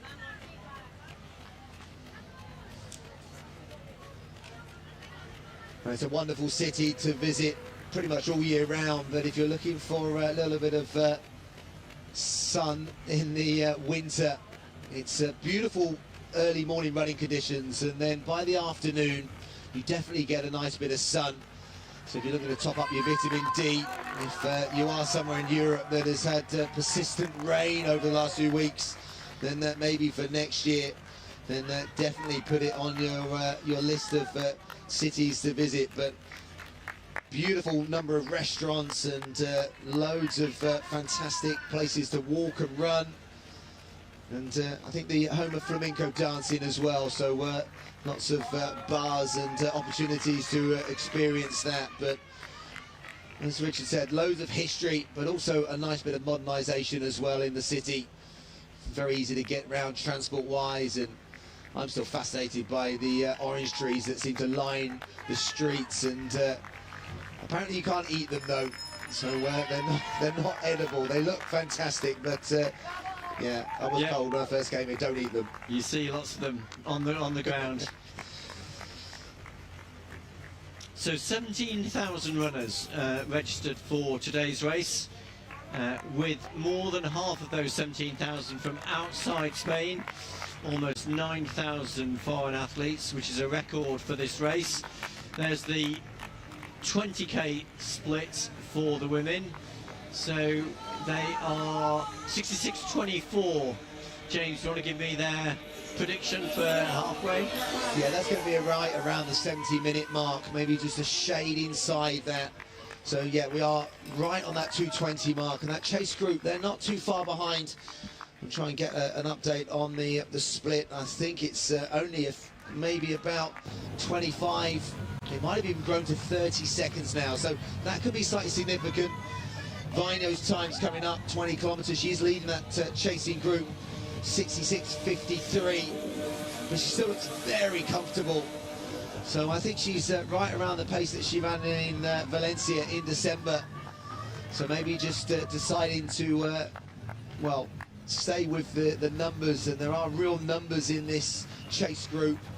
Beatrice Cesarak, 2:30 lifetime best from Toronto last year, but running much faster here in, well, some quality company. Yes, I mean, Elisa Vino, she's already run 16 marathons now, aged 28, so she's got so much experience. We mentioned she ran her first marathon at the age of 17, had a bit of a break from marathon running during the COVID period, but then came back, actually ran a personal best 4 years ago here in Seville, 2:27, and since then has been reducing her best time. And I think that second group, the chasing group in the women's race, they are still within distance of our two leaders here on the screen, Mulat Tekle and Emily Chepkamoy. There's the pacemaker just picking up his drink, the male pacemaker. And interesting in that elite women's race, Clara Evans-Graham is less than 20 seconds behind Vino's group. So you can see 10 degrees on the temperature clock just behind our elite women there. So we expect it to rise by a few degrees, but this is still wonderful conditions here in Seville. Almost no breeze. 10 degrees is, well, lovely running conditions. You can see a brilliant split screen here by the producers. We've got our elite men on the left. You can see it's whittled down, isn't it, Richard, from that halfway. I think we've lost maybe half of the elite group. Yeah, that's right. I think in that, right at the front of the men's race, we did have 11 athletes at the 20k point. Now we're getting near to the 25k point as Shura Kitata on the right of the screen in the black vest just looks at his watch. But you're right, I think there are maybe 6 athletes behind the 2 pacemakers. And here we are back with the women, and you can see right at the top of the screen that much larger group. That's the chasing group, probably about just over 100 metres back, would you say, from the 2 female leaders. So this is halfway. Tekle, I think, is going to go through as the lead woman, just over 70 minutes. So I think that chase group behind are going to be around about the 71:30 mark. There you go, officially on the screen, 70 minutes and 6 seconds. So that's in comparison on the bottom left to the course record, which is just inside 2:19. So that's not overly expected, but there's a real bit of depth in that chase group. So this race isn't over. Not at all. And I know that so many of them got their eye on getting close to 2:20.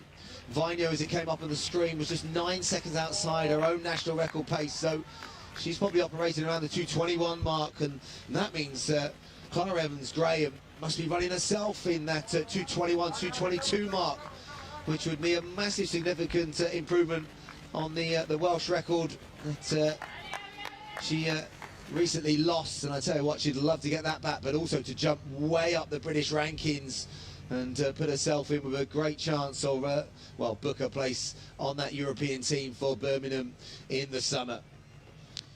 Yeah, and quite a few of the other top female athletes are also Europeans looking towards the summer. Yeah, and that halfway split, Clara Evans-Graham has gone through inside 71 minutes, 70:58. Well, also just 18 seconds in front. So, well, that national Spanish record is under threat. So 70 minutes and 40 seconds. So, yeah, the organisers will be shouting at the TV screen, if not the pacemakers, to maintain that second group. Because at the moment, we've got a potential national record for Spain happening in the elite women's race. Well, this is interesting in the men's race because these 3 athletes have worked their way back towards the leaders. These 3, including the Kenyan debutant Ismail Kiprono, and the other 2 athletes with him, Hunde Lechisa from Ethiopia, and Lemanech Getachew, also from Ethiopia, a very experienced marathon runner. So those 3 male pacemakers, we can just see them coming round the corner less than about 100 metres back, I would say, from this leading group of now 7 athletes behind the 2 pacemakers. So fascinating races in both the men's and the women's races, with 2 groups in both races. Yeah, Worker himself, 21, 2:08.23, lifetime best in Costas last year. So that group, it is as trying to close down. And both the pacemakers stop in tandem. So their job is done. A great job to 25 kilometres.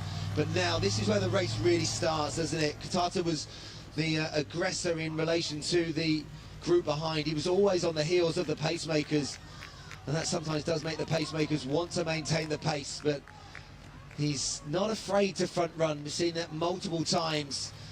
Said he's got such a distinctive style leaning forward, and this side-on view of the drink station. Oh! He did well to maintain his footing there. I thought Katata was going down. Wow, I know he leans forward, but well, I thought he was going to be right on the floors. Oh wow, as they go past. Is that one of the football stadiums in the background? I think you're right. That is the. Well, they're very, very near 25k. Yes. To the FC Sevilla stadium. They love their football here. I went to see Real Betis a couple of years ago when we were here, and the atmosphere, and I know they are obviously renovating the stadium now, but it was a wonderful cauldron of noise. But I think I got to see one of the few 0-0 draws in Spanish football that year, so which my son found hilarious. But no, it was a great atmosphere, and I tell you what, there's great atmosphere on the streets of Seville this morning, as the pace has been really hot in this elite men's race. Katata almost took a fall, almost from the drink station, lost his balance, over-rotated, but he seems okay. That's the last thing you want in terms of hamstrings, in terms of lower back, is any excessive movement. But at the age of 29, I said earlier that he seems like he's been around for years, and he's such a consistent performer. Well, Shura Kitata definitely looks as though he's stretching them out. There's now 7 athletes in line, and looks as though 6 Ethiopians and 1 Kenyan. Remember, we've mentioned Justus Kipkorir. He is the athlete in 3rd place in that group. There he is, in the blue ASICS vest. But I think all the other athletes are Ethiopian. Just we'll see if we can name them. Azra Hayden, the winner here from 4 years ago. So an athlete who knows the course well. Shura Kitata, we've mentioned, right at the front in the black vest. And right at the back of that group is the debutant Adisu Nagash. We've also got Dejenu Hailu, who's got a best time of 2:07.03. So a really strong group, and you'd probably have to say Shura Kitata the race favourite, if there is a race favourite, having won in London and in Frankfurt and recorded podium finishes in New York on a couple of occasions. And that's, you can see there, that group of 3 athletes, Lemonik Getachew, Hunde Lichisa and the Kenyan. And 25 kilometres, 72 minutes 45 seconds, still 46 seconds inside course record pace. So that was the job done of the pacemakers. This next 5 kilometres is going to be really telling to see whether Kitata is maintaining the pace or just whether fatigue's hitting in. There's almost little accelerations in this group now, as we're trying to catch in the shade who that is. Degefa, one of the Ethiopian athletes. We also saw on the screen there the second group, which is being paced by the Italian Pietro Riva. They are just over 2 minutes down on this leading group, and I think that means that they went through on target. They were targeting a finishing time around 2:07, so that includes one of the top American athletes, Andrew Colley. They went through around 63:30 at halfway. Just over 2 minutes down now. They've gone through 25k, and there's the Ethiopian athlete Hunde Lichisa. Yeah, Andrew Colley coming up halfway split. He went through in 63:19, so 25 kilometres, maintaining that with just inside 75 minutes. So, well, Andrew Colley, the USA athlete, is having a big run out there at the moment, and just going down that list. 75-minute. Frank Lara also in that group. So he again, having gone through just around about the exact same time as Colley, through halfway. So we've got a couple of Americans. I think on we've actually got a 3rd American, that Daniel Mesfin, yes, is also in that group, and that just shows that the Americans who've made the trip here, it looks as though it's, at the moment, it's certainly going to plan. Decided not to put their name into the hat for the Boston Marathon. Yeah, you're absolutely right. Mesfin went through 10 seconds up on Colley at halfway, and that group has come back together. So whether Mesfin is struggling slightly, or whether he's maintaining that, or he is going to maintain that. That's a big group back there that are operating in that 2:06 mark. So it's going to be really interesting to see again what happens with that group over the next few kilometres. Degefa on the front of this group, wearing 8. And, well, this is an athlete that's got a 2:08 lifetime best, was Evan last year. But at the moment, this is much faster, much quicker. But not afraid to go to the front. But whether that's because the pace is slightly slow, but when I say slightly slow, they're still running at around the 2:03 mark. And this lead group now, the 3 pacemakers have all done their job.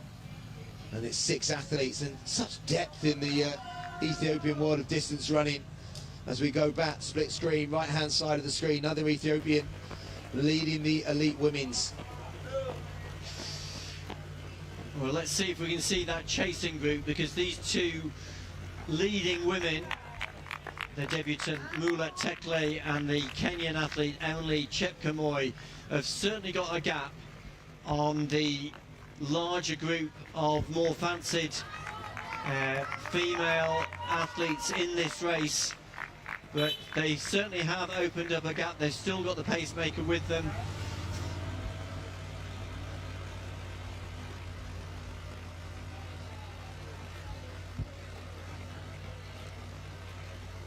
Yeah, they've got company, they've got people around them, and these two had moved away by 30 seconds at the halfway mark, but significant numbers in that chase group. That gap looks to have got quite a lot bigger. I would say the gap between our leaders and the chasing group is around 200 meters. We can just about see them right at the back. That chasing group includes former winner Jacqueline Chalal from Kenya, Bazunish Getachew, and also the Finnish athletes Elisa Vainio. So still a lot to play for in the women's race.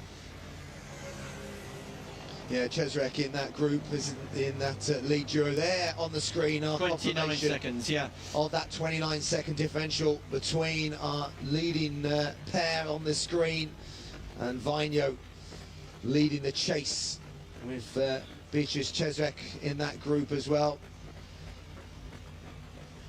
Chepkemoi is the athlete tracking Mulat Tekle, the Ethiopian, making her debut in the arm warmers, and at the moment a very impressive debut, but still with an hour, if not just under, of running to go. A lot can happen. Pacer 44 doing their job, making sure that we're trying to keep inside 3 minutes and 20 seconds per kilometre for that time around the 220, if not inside the 220 mark. But as you said, on that view, it looks like the gap has grown. That looks significantly further than 30 seconds now. Well, James, what those graphics have shown us is that I've been making a mistake, because the Kenyan athlete there, Emily, what I thought was Emily Chepkemoi, is actually Rebecca Chepkemoi. And what that tells us is that both these athletes are running their debut marathon. We've got a Emily Chepkemoi and a Rebecca Chepkemoi in the race, and it's Rebecca who is at the front. They've just gone through 25k. So we've got two debutants right at the front of the women's race, and Emily Chepkemoi, who is the more experienced of the Kenyans, more experience of the Chepkemois. She is in that chasing group. So that is fascinating. These two who have opened up what we reckon is about a 30-second lead over a much larger group. And there we have their course. They are about a minute down on Magetu Alamu's course record pace, having gone through 25k at 1:23.08, but they are certainly going strong, and they've got the assistance of their designated pacemaker in the cap, and then 3 or 4 other male runners who are running with them. There we are, Mulat Tekle and Rebecca Chepkemoi, now almost 40 seconds clear of that second group. Emily Chepkemoi, Beatrice Chesrek, Elisa Vainio from Finland, and former winner from Kenya, Jacqueline Chalal. About 40 seconds down on our two women leaders as they've gone through 25 kilometres. Yeah, Jake Kronboy, her half marathon best, Istanbul last year, 68 minutes and 40 seconds. She ran Valencia 10K, not this year, but the year before, 31:30. And just outside 15 minutes, just outside the 15-minute mark, yes, in Nairobi for 5K. So, as you said, making a debut. I think this makes it fascinating. I don't think we're about course records today. This is about whether these two debutants can stay in front of much more experienced marathon runners in that chasing group. And the fact that that gap has grown in the last 5 kilometers as well, that really does make it interesting that they're going with this, they're going for this, but every sort of kilometre now, they're going to go into the slight unknown. And, well, that group behind is full of experience. So this is, well, it's a real classic race between these two on the screen and then the chasing group that are safety in numbers at the moment. So there's a view of that chasing group that we mentioned. There's Vaino running alongside Beatrice Cesarek. So Vaino 25 kilometre split was 1 hour 23 minutes and 47 seconds. Wadu's 1 hour 23:57, and Clara Evans-Graham still operating in the top 10. 1 hour 24:14 seconds. So the Brit is having a fantastic run in the top 10 right now. The 41st edition of the Zurich Marathon of Seville. And this 2026 edition is, well, living up to the hype as always. Wonderful running conditions. The elite men have absolutely gone for it inside 61:30 through halfway. Big numbers, but it is starting to whittle down. And the two athletes making their marathon debuts on the screen in front are, well, trying to make a break for it, as they've gone through 25 kilometres with just under a 40-second lead on the chase group behind. So 4 athletes have detached themselves now right at the front of the race. Shura Kitata, Capital Degafatola, also from Ethiopia. Dejenu Hailu, and the Kenyan athlete Nicholas Kipkorea is staying with those 3 Ethiopians. So these 4 athletes now have opened up a small lead. Of course, all the pacemakers, they have finished their work. They dropped out, the last 2 pacemakers dropped out at 25k, and it is Kitata who's been making the pace since then. He has, and we're looking out. That was 30 kilometres. They've just gone through that, Richard. So we're going to wait for confirmation of that official time. And it is the former winner from 4 years ago, Azra Hayden, in the white vest. He's about 20 metres down on those 4 leaders. He's really working hard, see if he can close that gap. There they are, 21 seconds still inside Teresa Galetta's course record. Yeah, it has dropped off, isn't it? But very, very slightly. We did think that, well, that acceleration, big bit of pace. The pacemaker's job was done at 25 kilometres. So they're always going to lose a little bit of time. But that 5k split was, well, I think the slowest of the race. And their confirmation on the screen of that 30 kilometre split, 1 hour 27 minutes and 24 seconds. So still inside by some change, that course record pace. But looks like we've lost another runner from that lead group.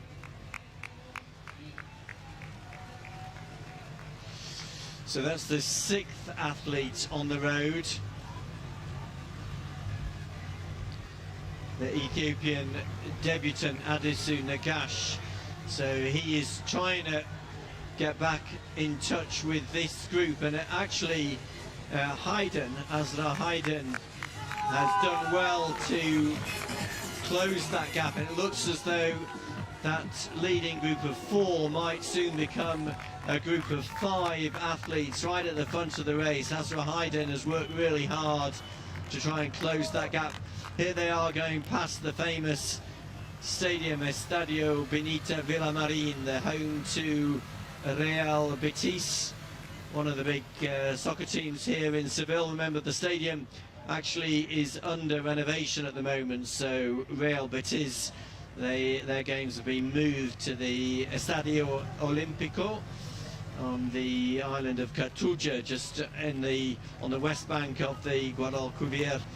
But this is a tough part of the course. They're doing a out and back section, and Hayden has done really well at this part of the race to close down.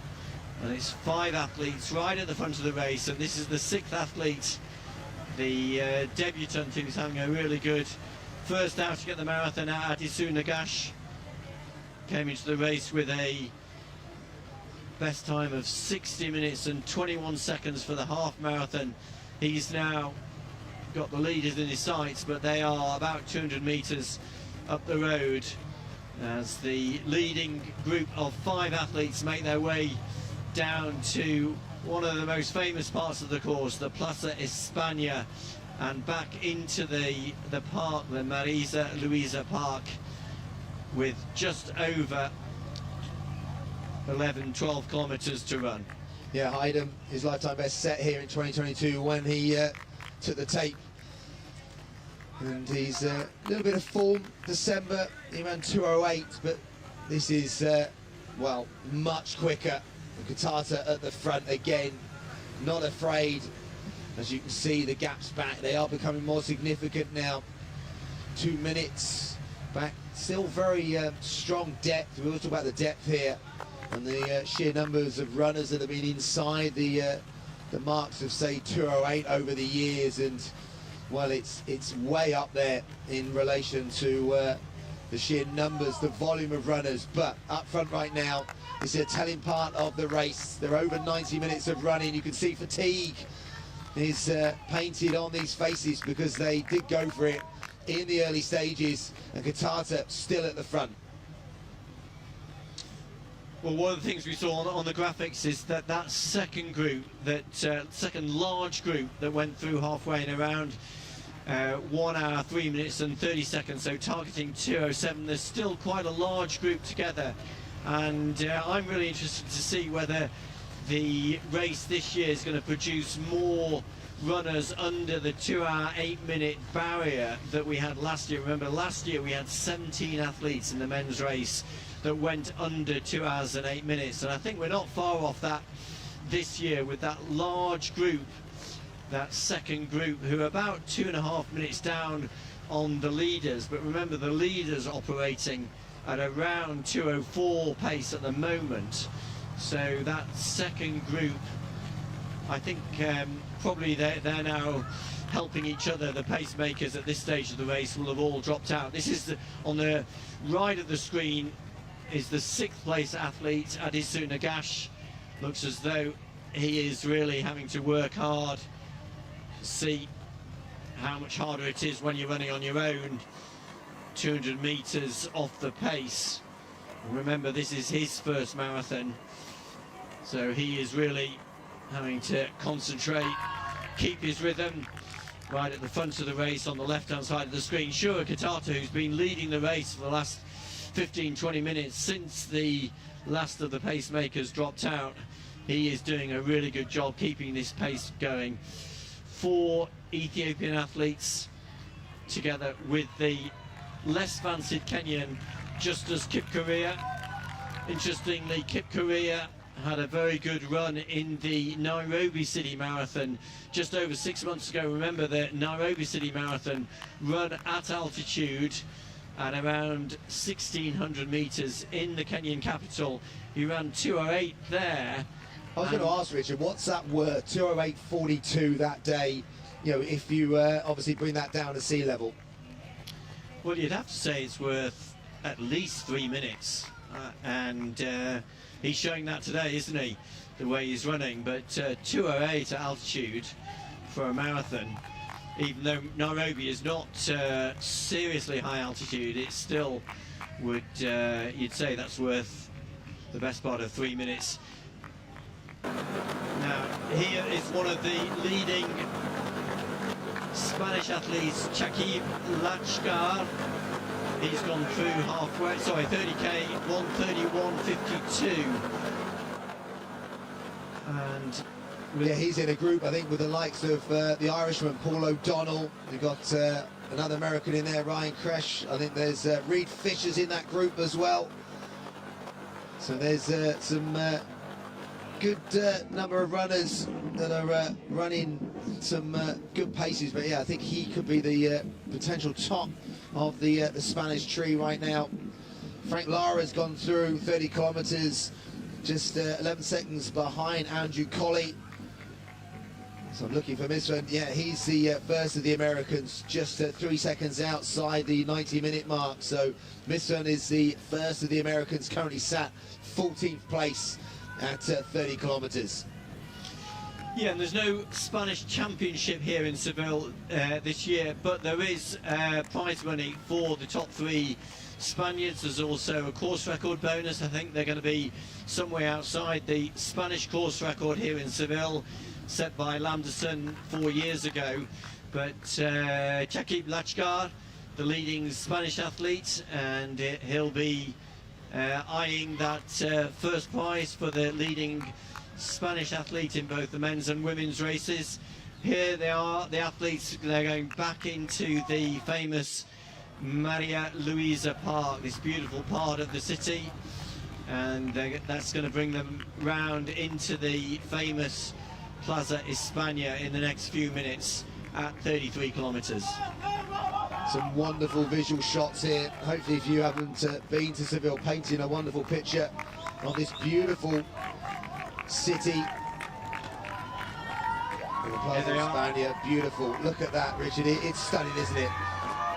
It is a great part of the course. It's quite exposed in the sunlight, and the athletes will be well aware that they do a full mini lap here, about 400 metres right around the square, and then they will exit the square and then head back out onto the streets, and that will take them round back onto that stretch which tracks the city walls round to the famous district of the city known as Macarena. But it is still Kitata who is making the pace, doing a great job for this leading group, keeping the pace going, keeping them on target. We're very close to Dureza Galetta's course record pace.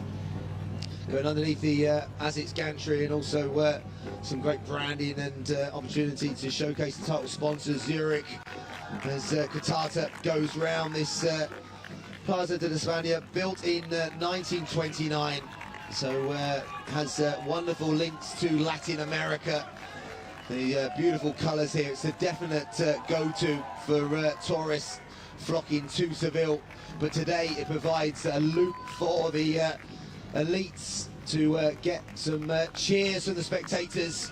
And I really do think this, in the racing terms, there's almost signal 5 when they come out from this loop, that the real racing now begins, because they're less than 30 minutes from the finishing line, and we've still got 5 athletes in this elite men's race that are within 2 meters of each other. Yeah, you're right, James. I mean, just over 8 kilometres to run from here. And we only need to think back 12 months ago when we were watching Solomon Barrega. He was out on his own with no pacemakers, trying to set his own pace, and this is where he, really found it tough, as any marathoner would, running on their own. But these 5 athletes have got a real race on their hands, and it's going to be fascinating to see how the final 20-25 minutes of this race unfolds as they come out of the park. This is one of the Spanish debutants, Alex Garcia. He's in that group that they're running 2:09 pace. They said the likes of Ellis Cross in that group, so the potential to get that European standard. We obviously know our own British athletic standard is a little bit faster than the European athletic standard, and I think it's 2:11, Richard, isn't it? So again, this, as a Spanish debut, could be a fantastic bit of running, but Kitata on the front. So looks like maybe just a grimace from Justice Kip-Korea, the lone Kenyan in this group of 4 Ethiopians, as, well, things are hottening up in the elite women's race. So on the right of our screen is the leading female athlete, Mulat Tekle, and it looks as though she has now detached herself very clearly from the other debutant in this race, the Kenyan Rebecca Chepkemoi. She's about 100 metres ahead and has still got the company of 4 male runners, including the pacemaker. Tekle looks good. She's been there from pretty much the first opening kilometres, setting out her stall very early on. And there's the 30-kilometre split. You can just see they have dropped out, obviously, never really in contention of course record pace. But as a debut goes, looking at the low 221 mark right now, so or even close to 220, as you can see. 1 hour 39 minutes and 44 seconds through 30 kilometres.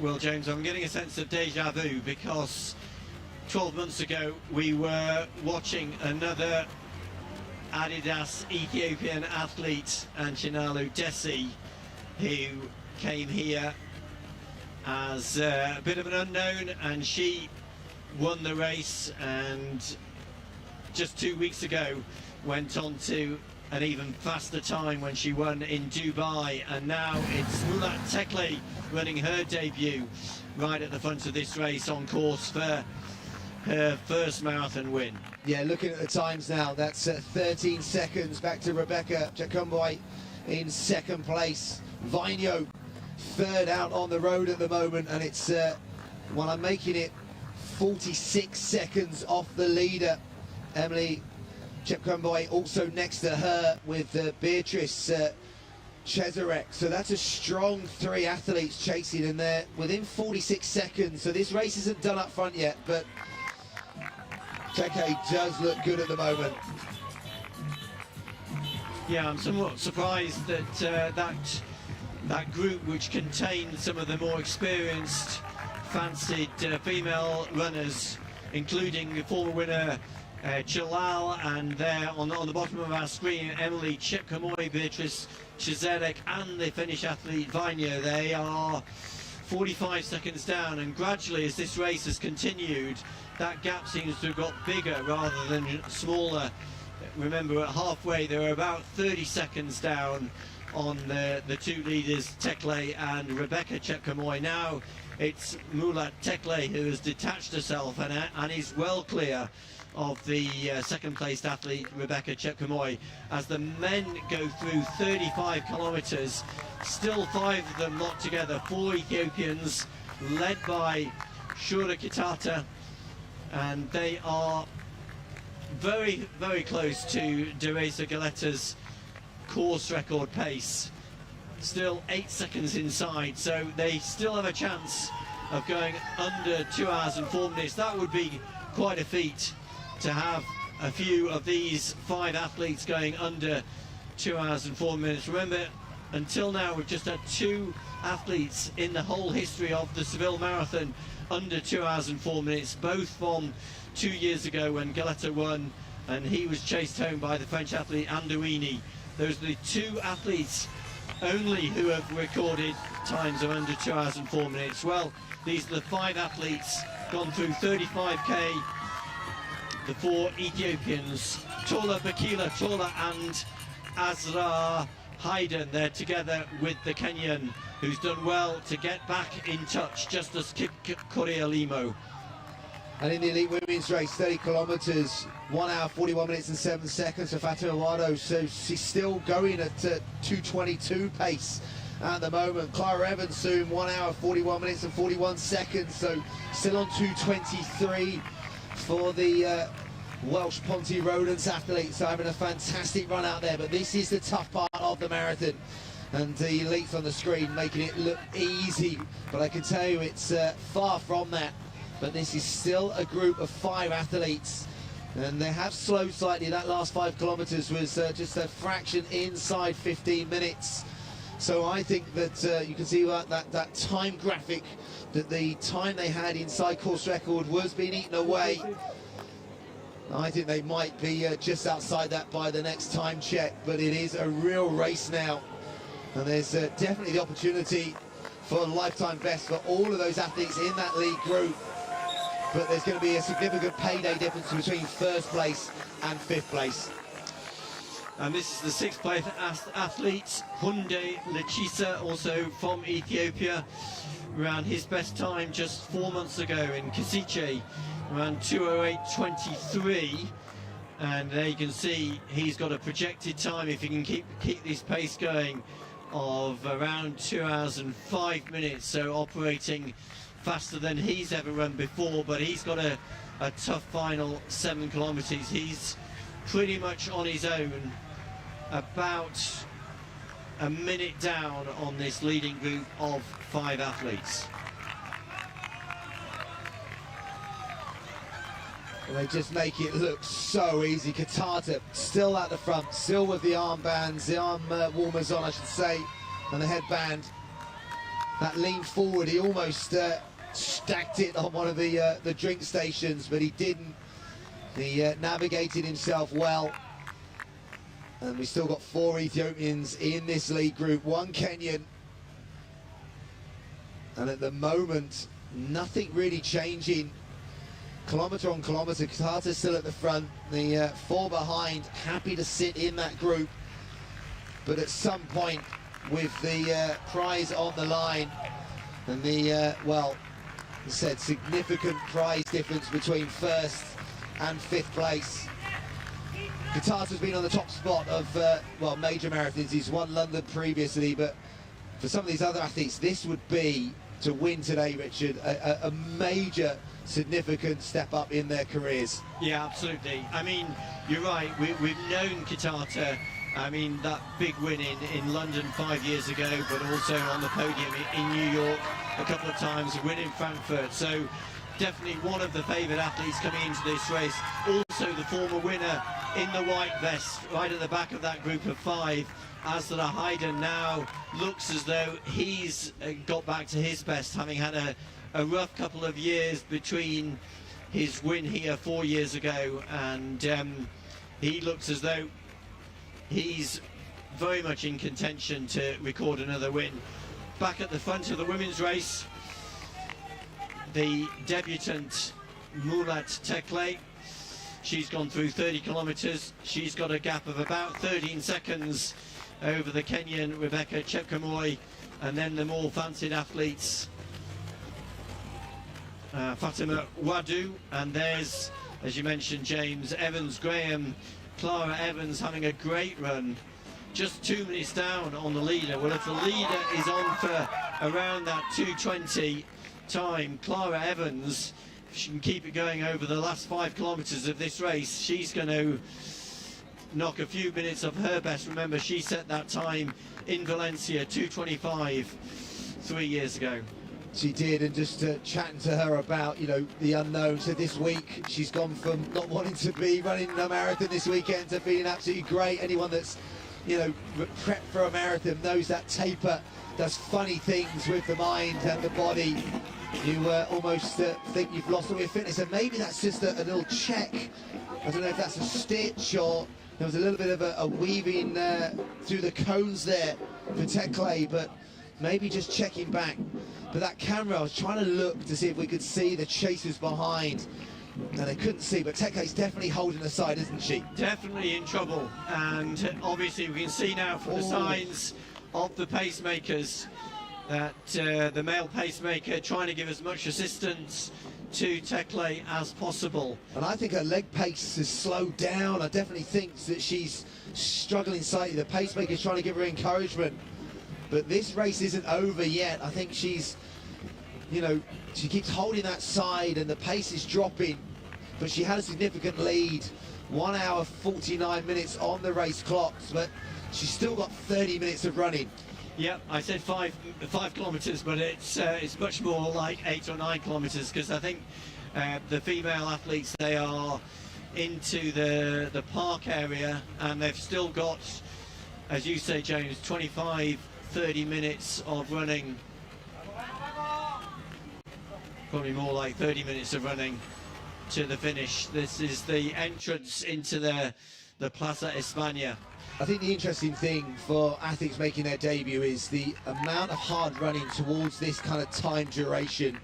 It's probably only when you get to the marathon do you actually really, you can't do this, excessive amount of pace, over this duration, and the only time you ever feel it is in the marathon. And obviously there's so many different factors, and getting drinks on board and the refueling, but when you have a stick, Richard, it can come and it can go as well.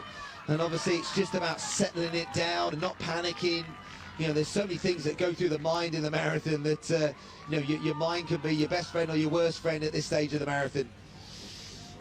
Yeah, this open loop around the Plaza España is a chance for the athletes to see where their competitors are. And we might just get a glimpse now as the leader, Murat Tekle, goes around the square. We're looking for their second placed athlete. We saw she was about 13 seconds down at 35 kilometers. And just in one of the many kind of cheer spots, and also loads of bands and music on offer around the course. But the elites won't be hearing that. As you said, Richard, it gives her a chance maybe to check on her lead, because that's the other thing. If you are going through a difficult spell, is maybe just a bit of confirmation that the gap behind is significant. But she was definitely going through a difficult period then, and whether the experiences we kept talking about in that lead group behind, whether they've paced it and whether they are starting to close that gap, well, we'll know on the next time map. I think this is also a good example of where, if you're the lead of the race, in the women's race, you do get the assistance of the pacemaker, because Murat Tekle, she's still got that male pacemaker in front of her, urging her on and keeping her pace going. And remember, she's just trying to hold that gap over the second place Kenyan athlete. Meanwhile, at the front of the men's race, we can see that Kitata has reduced the group to just 3 athletes.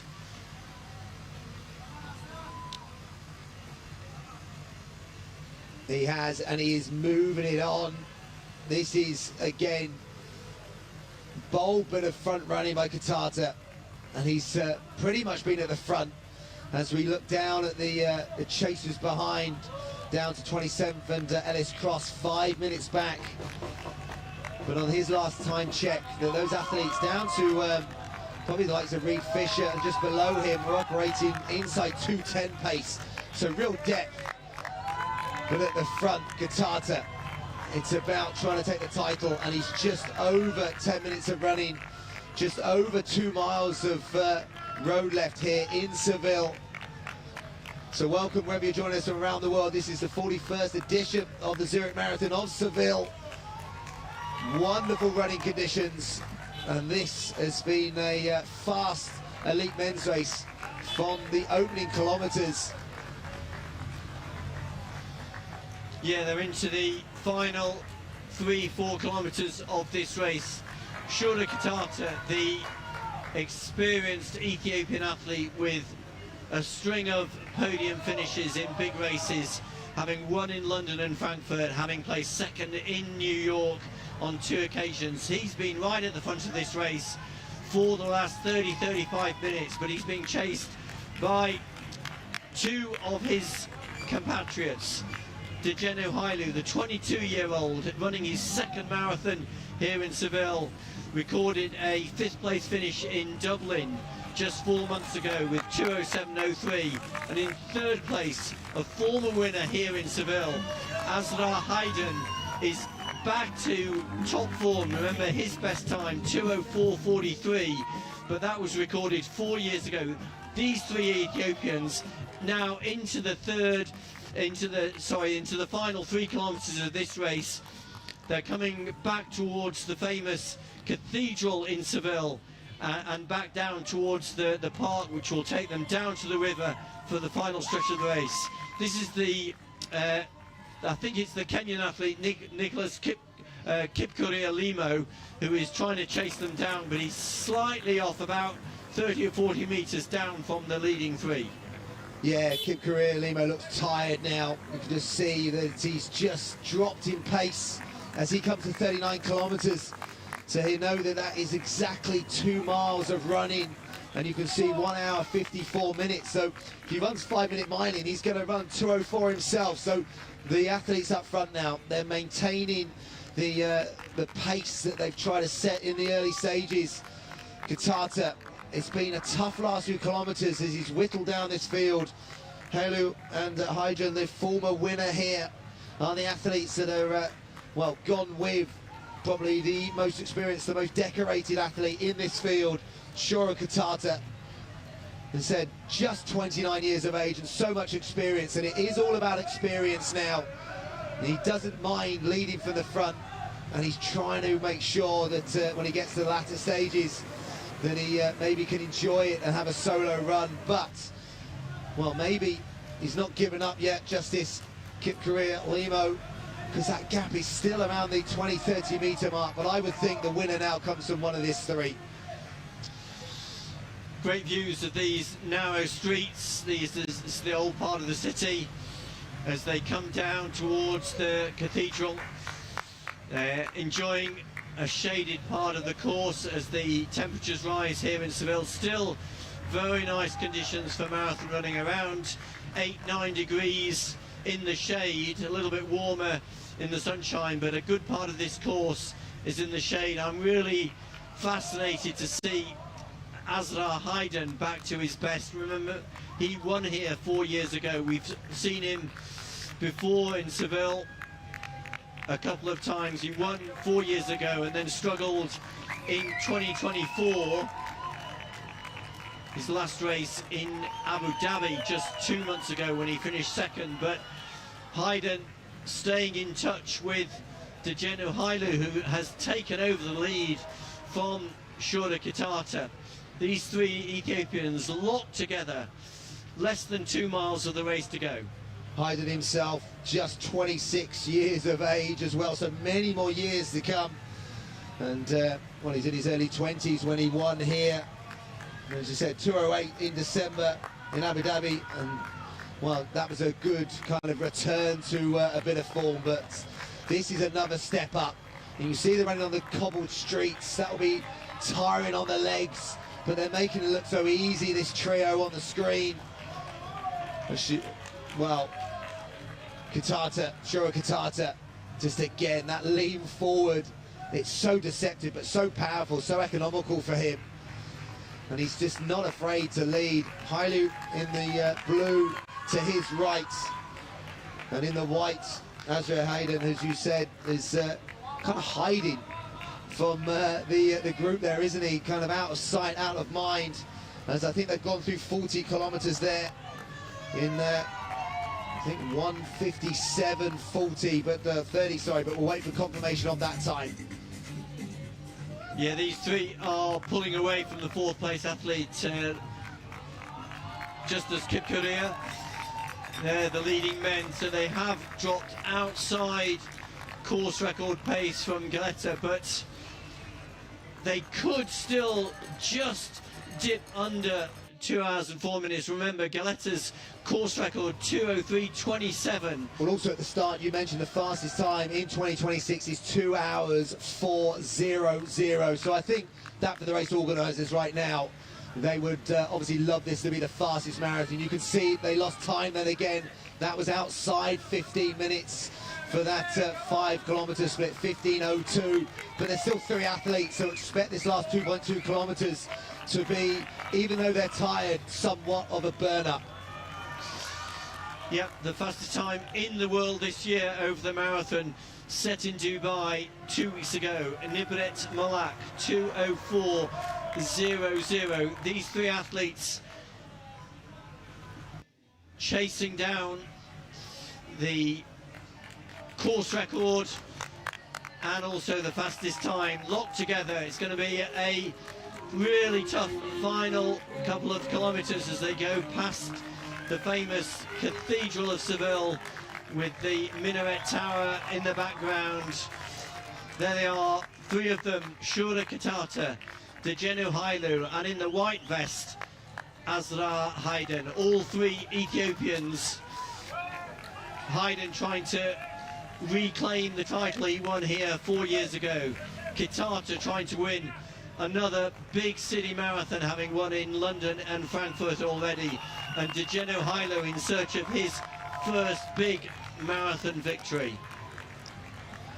Well, Hailo is an impressive runner. He's run low 2:07 previously, but all three of these, including, let's say, Kitata, is going to run hopefully a lifetime best. That personal best going back to 2018, and that London Marathon performance of 2:04.49.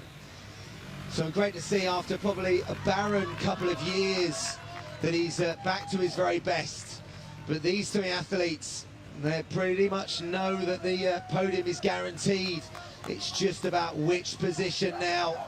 And almost now it becomes much more of a track race about positions and about knowing the course. It's Haiden knows the course. In that, I know it does change from year to year in relation to the finishing line, but just being able to gauge your effort, because there you go, they're going to see 41 kilometers, so it's 1.1 kilometers, Richard, so around about 3 minutes of running. So yeah, I think we are going to be inside, or we're going to be there or thereabouts inside 2:04. So this could be, I know it's very early in the calendar year, but well, sub 2:04 would be fantastic running. But whether just outside that course record, but it is now not just about the course record, that's probably gone. It's about who's going to be the 2026 champion here in Seville.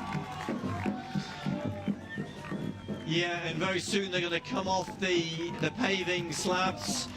As you mentioned, James, a part of this, the last couple of miles has been on cobblestones. Here they are now back onto the tarmac. The athletes will be really pleased for their last kilometre into the finish. They're back out onto the streets, coming down the Avenida Maria Luisa, and that'll bring them down onto the river for the final 400 metres. And it is Kitata and the former winner Asla Haiden who have detached themselves from Degeno Hailo, who seems to have given up as they come down into the final 800 metres of the course. It's Kitata and Haiden. Remember, we've only seen two athletes ever go under 2 hours and 4 minutes here in Seville. Gilletta, the course record, 2:03.27. I think that's going to stay here today, but it's Kitata, the more fancied of the two Ethiopians, coming down Marisa Luisa Avenida. You can see the time, 2:02.16, so less than 2 minutes to run. And it is the two Ethiopians, Kitata and Haiden, locked together. Yeah, this is the business end. This is the kick on tired legs. Who is going to take the title for 2026?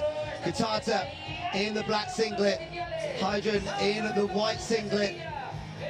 The champion previously on the left, the London Marathon champion from 2018 on the right. This is a battle. You can see the race clock ticking over to 2:03. So it's about picking their line now, about picking their last sprint finish towards the finishing line. Kitata has been leading for nearly all of this race. Asra Haiden's been tracking him pretty much stride for stride. Kitata, we know, has a kick. We know he's quick in the home straight. But has he got one more gear? And Haiden goes first. Wow, Ezra Haiden on the right-hand side. He's been a champion here previously. Is he going to get back to the top spot? Shura Kitata's trying to get back. They go past the 42-kilometre marker. So they're into the very last stages here. Keep an eye on that race clock. Can they get inside 2 hours and 4 minutes for the fastest time in 2026? Ezra Haiden in the white. Shura Kitata trying to come back. They're looking for the race line. They're looking for the tape. Shura Kitata, I think he's going to take it. It's going to be ever so close. Oh my word! A sprint finish, a photo finish, and the 41st edition of the Zurich Marathon of Seville. Oh wow! Richard, who got it? Well, Hayden is claiming it, but I think that was Kitata. We're going to have to see. But oh, wow. Hayden's got his hand in the air, but that was so close, and it just depends what angle we were looking at that. Well, we have seen over the last 12 months, thinking back to the World Championships, yes, some close finishes, but they don't come much closer than that. Hayden is claiming victory, but we have not had official confirmation, and they are just outside that course record time. Hayden continuing to celebrate victory.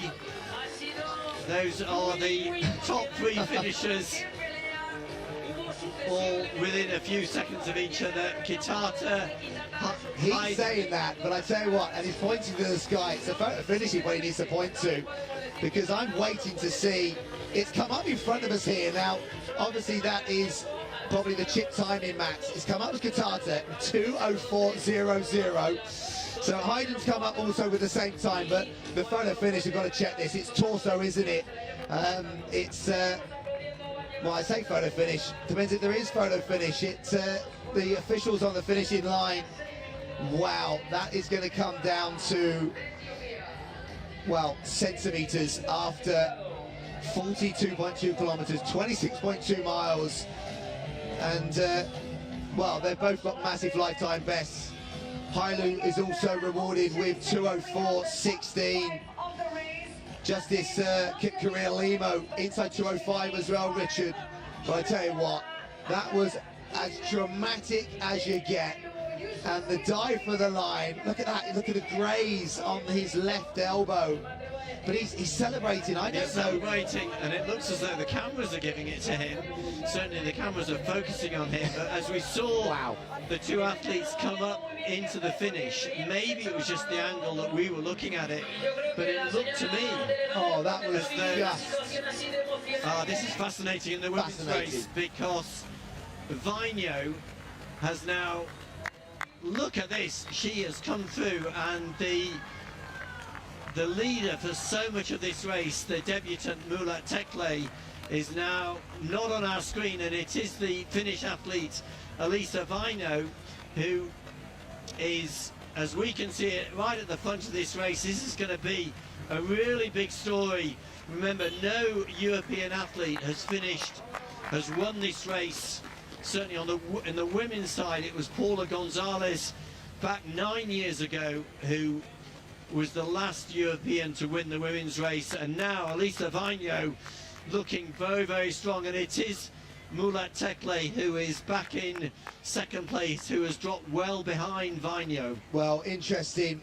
Tekle split at 35 kilometres. She had 20 seconds, but that seems to have evaporated over the last 3 kilometres. We did say Vainio has such experience. She's so well conditioned, and she's so experienced, and she looks like she's in the zone, and she's obviously latched on the pacemakers, obviously going with the lead female, Vainio, and we're waiting to see how close she is to her own national record, because she has literally cut through this field in the second half, and well, at the moment is on her way to a big victory here, and I tell you what, just continues. What a last 12 months or so it's been for Vainio, and she is the hottest property, or one of them, in European distance running over the marathon distance. And if she does obviously take the title today, it will be a hugely popular victory here. And well, she looks great with 2:08 on the race clock. And the next split we're looking for is at 40 kilometres. Yes, James, you mentioned hot property in European marathon running, and that's exactly what Elisa Vainio is, a really big name in Finnish distance running.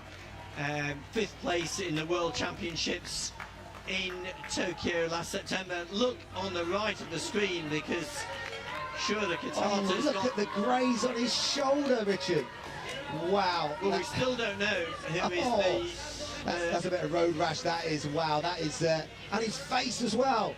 Wow, battle scars being shown by our elite athletes. That's what it meant to them, to try and take the 2026 Seville Marathon title. They gave it absolutely everything. We're trying to obviously go back and see whether the official result, I think it will come up on the screen first here, It's still saying Katata on the app, but don't forget, I think that is chip timing. But that was dramatic, and well, you talked about the World Championships and how close that was. And Andrew Colley's just got in front of us here. So Mestren, first of the Americans, happy. A good run out there in 2:08.25, just outside the top 10.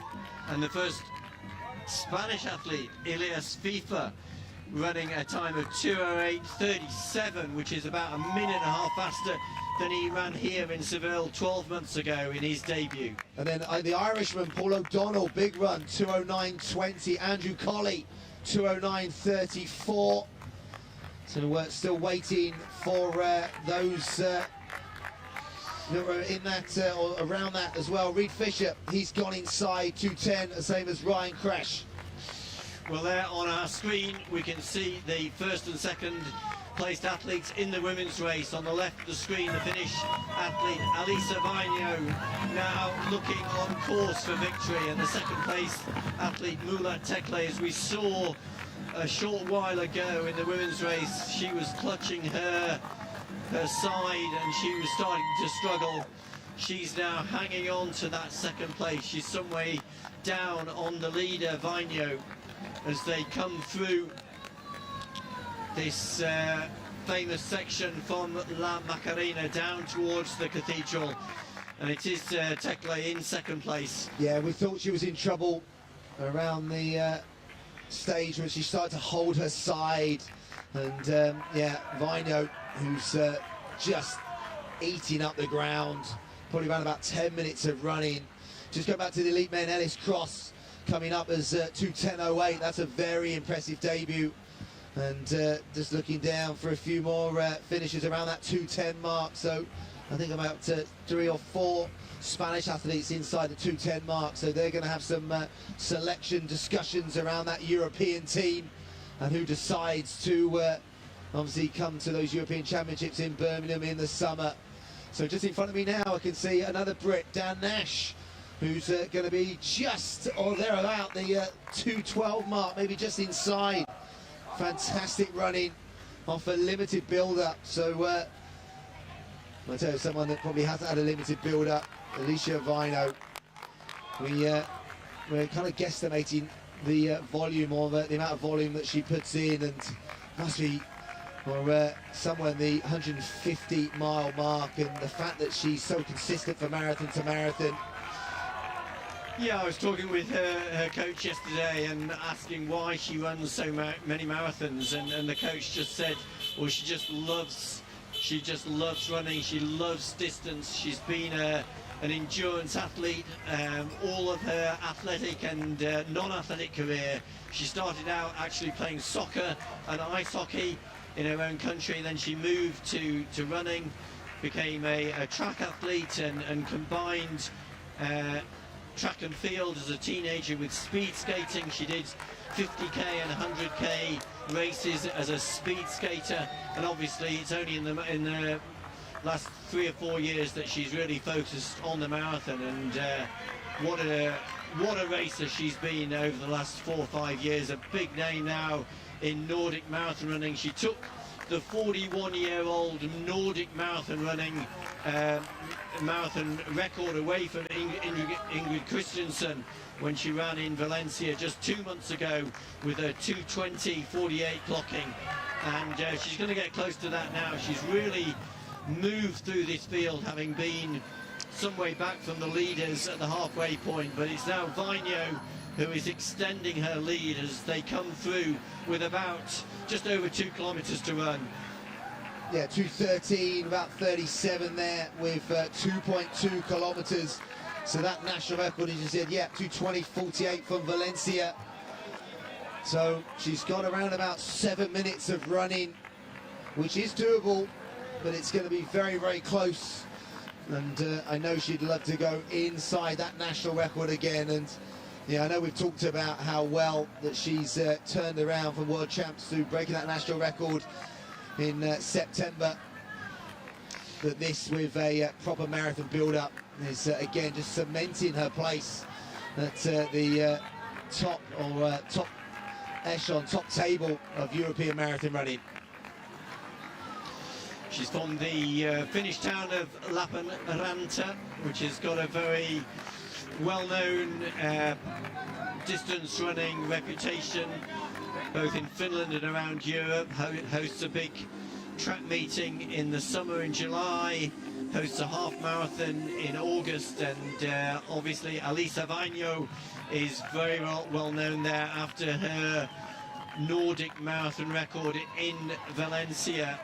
She got the plane home on the same day as the race so that she could attend her Monday evening club session. So she's got a really big fan base in her hometown of Lappeenranta, and this run here today in Seville is going to cement her reputation in Finland as one of the top big names in Finnish distance running.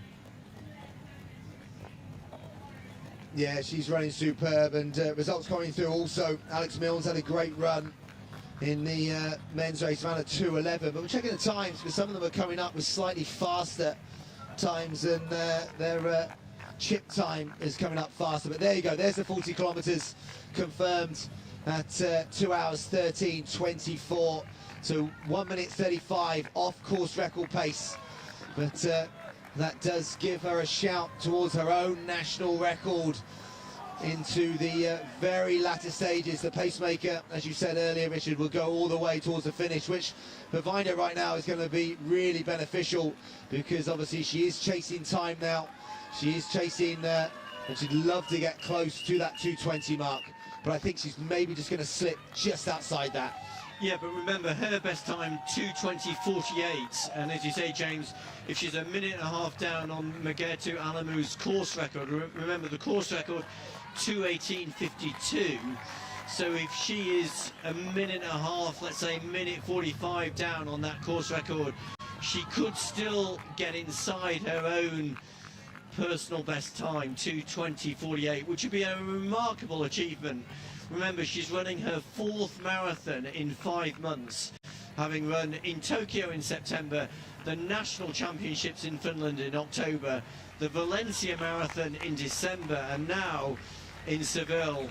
Quite a remarkable achievement, and Vainio, a grimace on her face, but she is on course for a really big victory here in Seville. Well, Finnish distance running has some history, doesn't it? When you look back through the ages, they've dominated at certain periods of time. The superb runners, the likes of Lassi Verin, to name but a few. But I tell you what, this is a real modern day Finnish distance running hero right now. Elisa Vainio, at 28, is at the peak of her powers, and at the moment is, well, coming to around about 1 kilometre away from the finishing line here. Has a look at her watch. They are back out onto the streets. She's got a pacemaker still in front, as you say, James. Well, probably just under 1 kilometre to run. They're going to go through this square, down then the Avenida Maria Luisa, down onto the Paseo de la Delicias, which is where the finish straight is. Vainio still looking strong, and she's going to get very, very close to her personal best, and she's got a good gap over the second placed athlete, the Kenyan Beatrice Chizerek, who herself is running well under her course personal best of 2 hours and 30 minutes. Yeah, and that gap now is almost 1 minute to the chasers behind Chezrek, and Tekle is still holding 3rd place, and then it looks like a 2-minute gap, so Tekle is, I think, going to battle her way. Hopefully she deserves to get on the podium in her debut, Richard, but it's back to our leader. Elisa Vainio, well, if you didn't know her before today, you will certainly know her now, because she is becoming one of Europe's top marathon runners, is putting herself in a very strong position with the European Championships in Birmingham later this summer. I think we can expect, knowing Vainio, she'll probably run another marathon later this spring.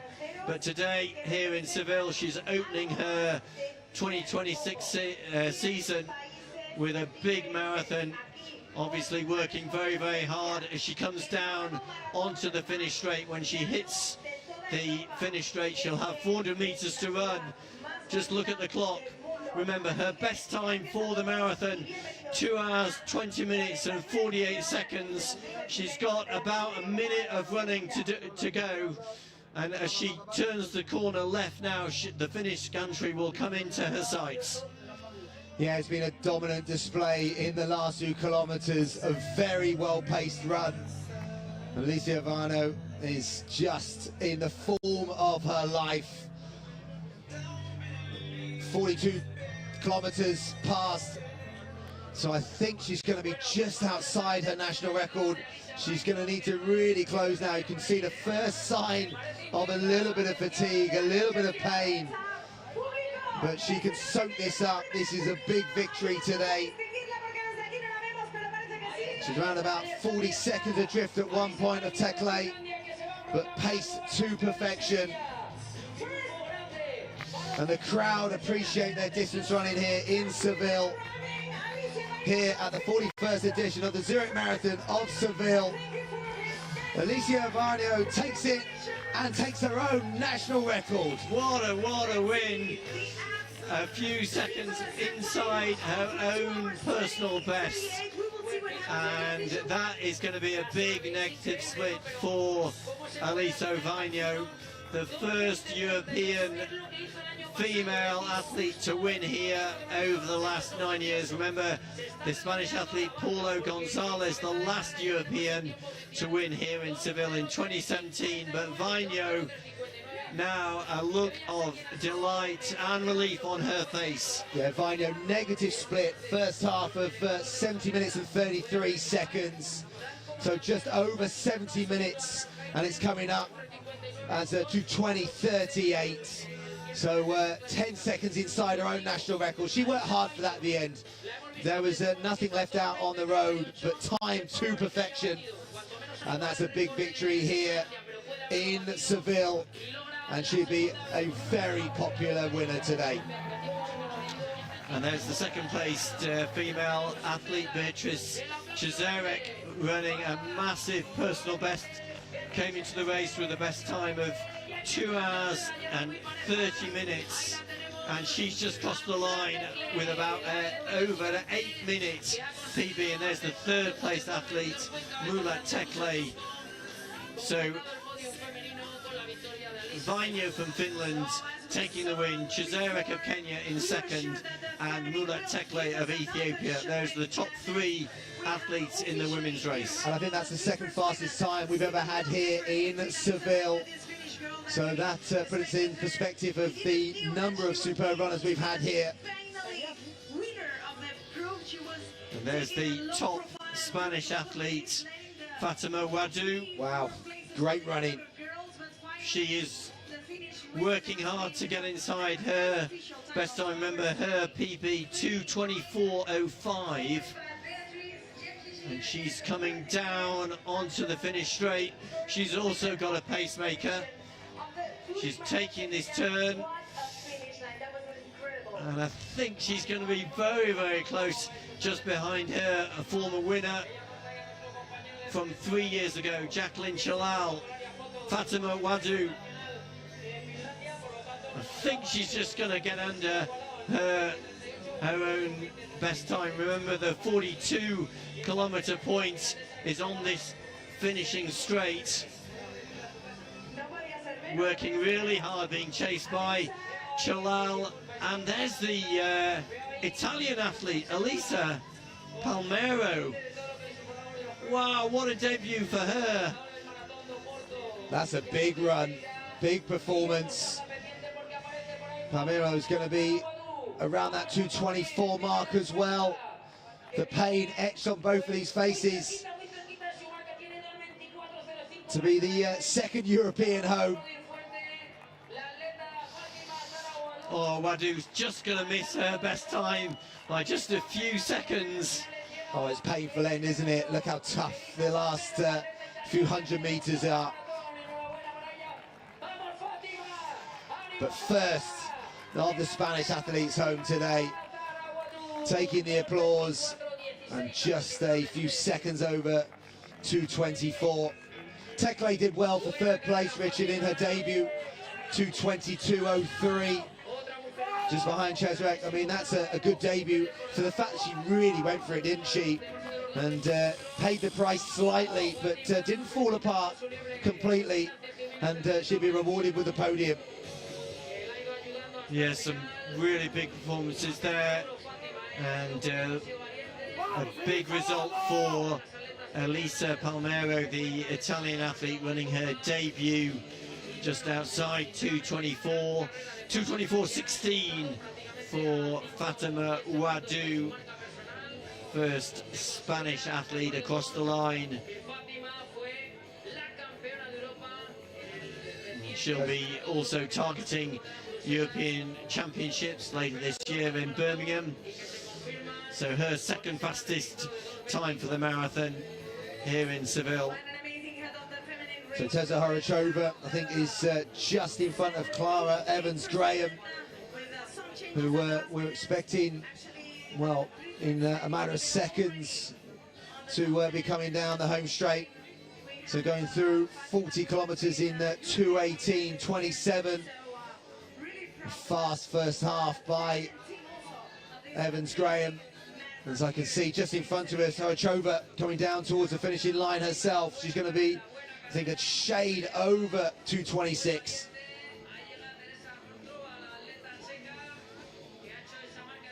And they go most of the famed agent and well, elite race athlete coordinator as well. So just a chance to soak up the plaudits of the crowd and of the media, and it's big thumbs up. Paulino, that was a very impressive debut.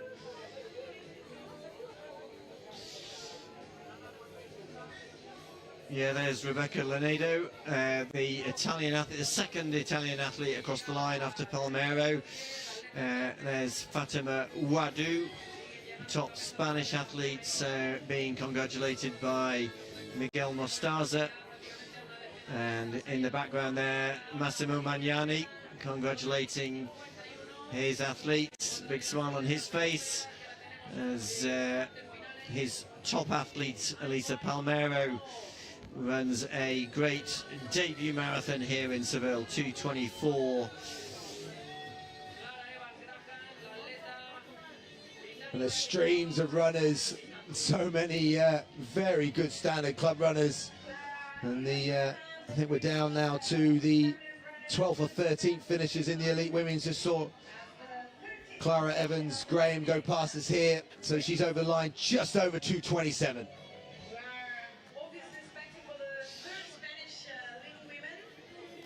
Yeah, well, we've had at least one national record here today from the women's winner, Elisa Vainio. Came into the race as the national record holder for Finland, 2:20.48, and she's gone a few seconds faster. Well, whether this is confirmation or not, we will wait for official confirmation, but Shura Katata's coming up in front of us as 2:03.59, so that would be the fastest time in 2026, and it does give him the victory again, but we will wait for confirmation of that. And there on the screen, almost as if I called it, the official result. So Katata got it. Wow, that was just the finish of all ages here in Seville. Hyden's going to have to settle for second place, but a massive lifetime best. Hailu, big lifetime best for him, 16 seconds back. But, well, that top three was very competitive. And there, the second page, the Irishman, I called him American earlier, my apologies. Ryan Crash, I should have said 2:09.39. So brilliant running, and Paul O'Donnell as well. So big running by the Irish. Ryan Crash himself spent a lot of time in the NCAAs. That was my confusion, Richard. So great running, but superb running by Alicia Vainio, brilliant 2:20.39. So the national record for the Finnish athlete, and top spot on the podium, and some big performances and personal best behind her. Well, that just shows the depth of this field. 16 athletes in the men's race under 209, and in the women's race 8 athletes under 225. And probably one of the big stories, another Nordic record for the marathon for Elisa Vainio, going from strength to strength after her 5th place finish in the World Championships last year in Tokyo, has gone on to now record a really big marathon win here in Seville in a new national record. And on the men's side, Shura Kitata setting a new personal best, getting back to his best after those big wins in Frankfurt and London Zurich Maratón 5 years ago.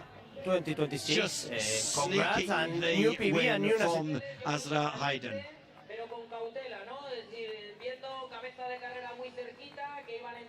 So that's some wonderful shots Alicia here. Vainio, And this winner is Vainio, of the winner Zurich Maratón de of the Sevilla elite women's race. 2026. Congrats, and new PB and new national record. Thanks. Yeah, it was. And how did you feel during the race? It was a good race. I guess it was good. It was good race. I felt really strong, and I think the pace was quite steady, and I had really good group with run with. I guess it should be really important to win a race as this one with a lot of elite athletes. So you're gonna be really happy, no? Yeah, I'm really happy. I think I'm really strong, and I felt like I can do anything. So yeah, it was good. Congrats, and see you next year in Sevilla. Thank you. Well, great to hear the words of the women's winner. Elisa Vainio's worked really hard for this, has been training in Spain for the last 3 weeks in Alicante, and just over the last week has been based in Malaga before coming here to Seville. But that is a big result for the Finnish marathon national record holder, Elisa Vainio.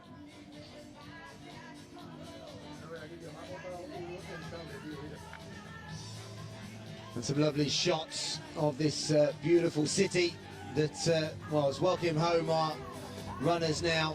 Local time 11 o'clock, but the masses are going to be out there for another few hours, and the cheers on the streets will continue to see all of our runners in these wonderful February conditions. And if you haven't, or you are now putting Seville on your bucket list of cities and definitely running venues to visit, then be fast, be quick, because those entries sell out every year, or they have for the last few years, for the marathon. So if you want to be involved in the 42nd edition of the Zurich Marathon of Seville, then be fast when the entries go live. But what a superb couple of races that we had up front in the elites, and the masses out there, and these very good club runners. And as you said earlier, Richard, there's people, in terms of percentages of those that travel here, it really does boost the economy, doesn't it, you know, in this time of year. Yeah, over 2,000 athletes from France, and about 1,200 from the United Kingdom, 800 from Portugal. So those are the big numbers from outside Spain. Almost 9,000 athletes registered for today's race coming from outside Spain. Well, we've witnessed two big wins Shura Kitata, winner of the race, today, in the winner of men's this race. Zurich Maratón de Shura Sevilla. Kitata is I guess you're gonna be winner. We're really gonna happy see today, no? what he felt about today's race. Anitti gammadus nutti fakkaata akkamisin baay'ee sibiilatti dorgommii kanatti dhufuu kootti naafeeru isaaniitti baay'een gammade. Duruma irraayyuu kaasee sibiilaa dhufuudhaaf baay'ee hawwii guddaan qaba. Hawwii guddaa waan qabuuf bakka wal dorgommii bakkee kaan dhiiseetan sibiilaa gaafachiisnaan naafeeraan itti gammadee dhufee galatooman jedha. First of all, he wants to say thank you for the invitation to Sevilla. It has always been a dream to compete here in Sevilla. He has some other invitation, but he prioritized this one and came to Sevilla. He just want to say thank you. And what about the finish? The battle for the victory. At the end, you finish in the floor. So and you have a lot of good. So what do you think about the finish? Umarratti waa goolii galtanii lamaan keessanuu kuftanii xinnootni mi'amtee turte amma akkamsitti dhagaamaa siin jiru. Amma wal dorgommiillee waan mo'adhee waan jiruufi hamilee mo'ichaan keessa jira. Baay'ee wanti miidhamni natti dhaga'amu tokkollee jiru qaamatu xiqqoo madaa'e malee. I am just happy that I achieved my goal and won the race. The small bruise and pain doesn't feel anything because I came number 1. Thank you so much and congrats for the victory. Baay'ee galatoomii inni baga gammadde kanuma kan irratti immoo. Galatoomaa sinillee waan naaf feertaniif baay'ee gammadeera. Yeah, thank you very much to you too for invitation and for the race. Thank you. Well, I don't speak a lot of Aromifa, but I know that Shura Katata was there speaking in his native Aromo language, saying Golotome. At the end, thank you, and he is delighted to have won another big city marathon following his wins a few years back in London and Frankfurt. And what a close finish that was. And James, I think you called it because we'd seen Shura Kitata win a very close race in London 5 years ago, and today he used all of that sprinting speed to win here today. Let's look back over 2 great races here in Seville. Yeah, what a wonderful morning it's been in Seville. 2 fascinating elite races. The organisers do a phenomenal job bringing together hundreds of world-class runners, and they're all going for their own personal best championship qualifying performances. And well, they fought literally tooth and nail for titles today on the streets of Seville. Great support out there, wonderful running conditions, almost, dare I say, perfect running conditions. And Shura Kitata, what a dominant bit of running. He followed the pacemakers and was not afraid to push the pace on as he whittled that group down, runner by runner. Asher Hayden was the athlete that stuck to his coattails as they showcased this beautiful city, Richard. Yeah, and it was only in the last few kilometres of the race that Kitata and Hayden got clear. And here they are battling it out over the final few metres, so close. And we thought from the angle that we saw, it was Kitata who just got the dip at the end. So that is the fastest time in 2026 so far. 2 hours, 3 minutes and 59 seconds. And the battle scars will be worn with pride for the victor. Alicia Varnio, what a superb winner here at the 41st edition of the Zurich Marathon of Seville, in a new national record by 10 seconds. Fatima Wadu was a brilliant first Spanish athlete home, just outside her lifetime best. So from myself, James C, and Richard Narurka, it's been superb bringing you this wonderful race, and we hope to see you next year.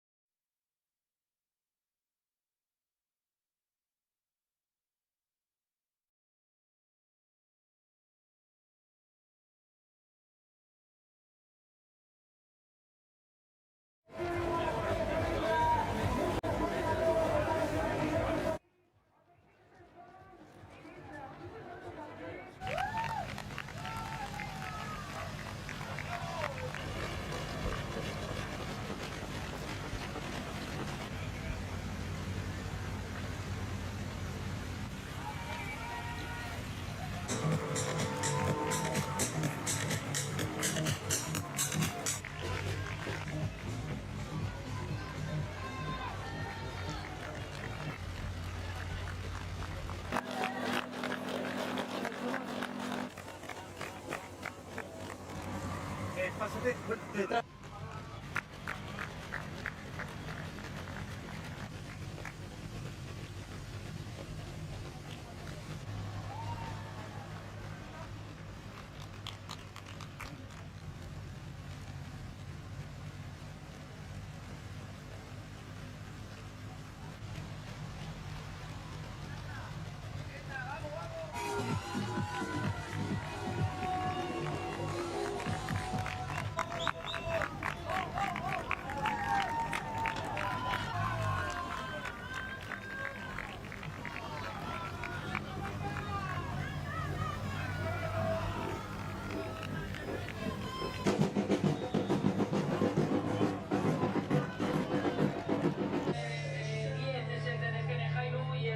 Número 3, el de Arrar, ahora mismo es campeón aquí en Sevilla.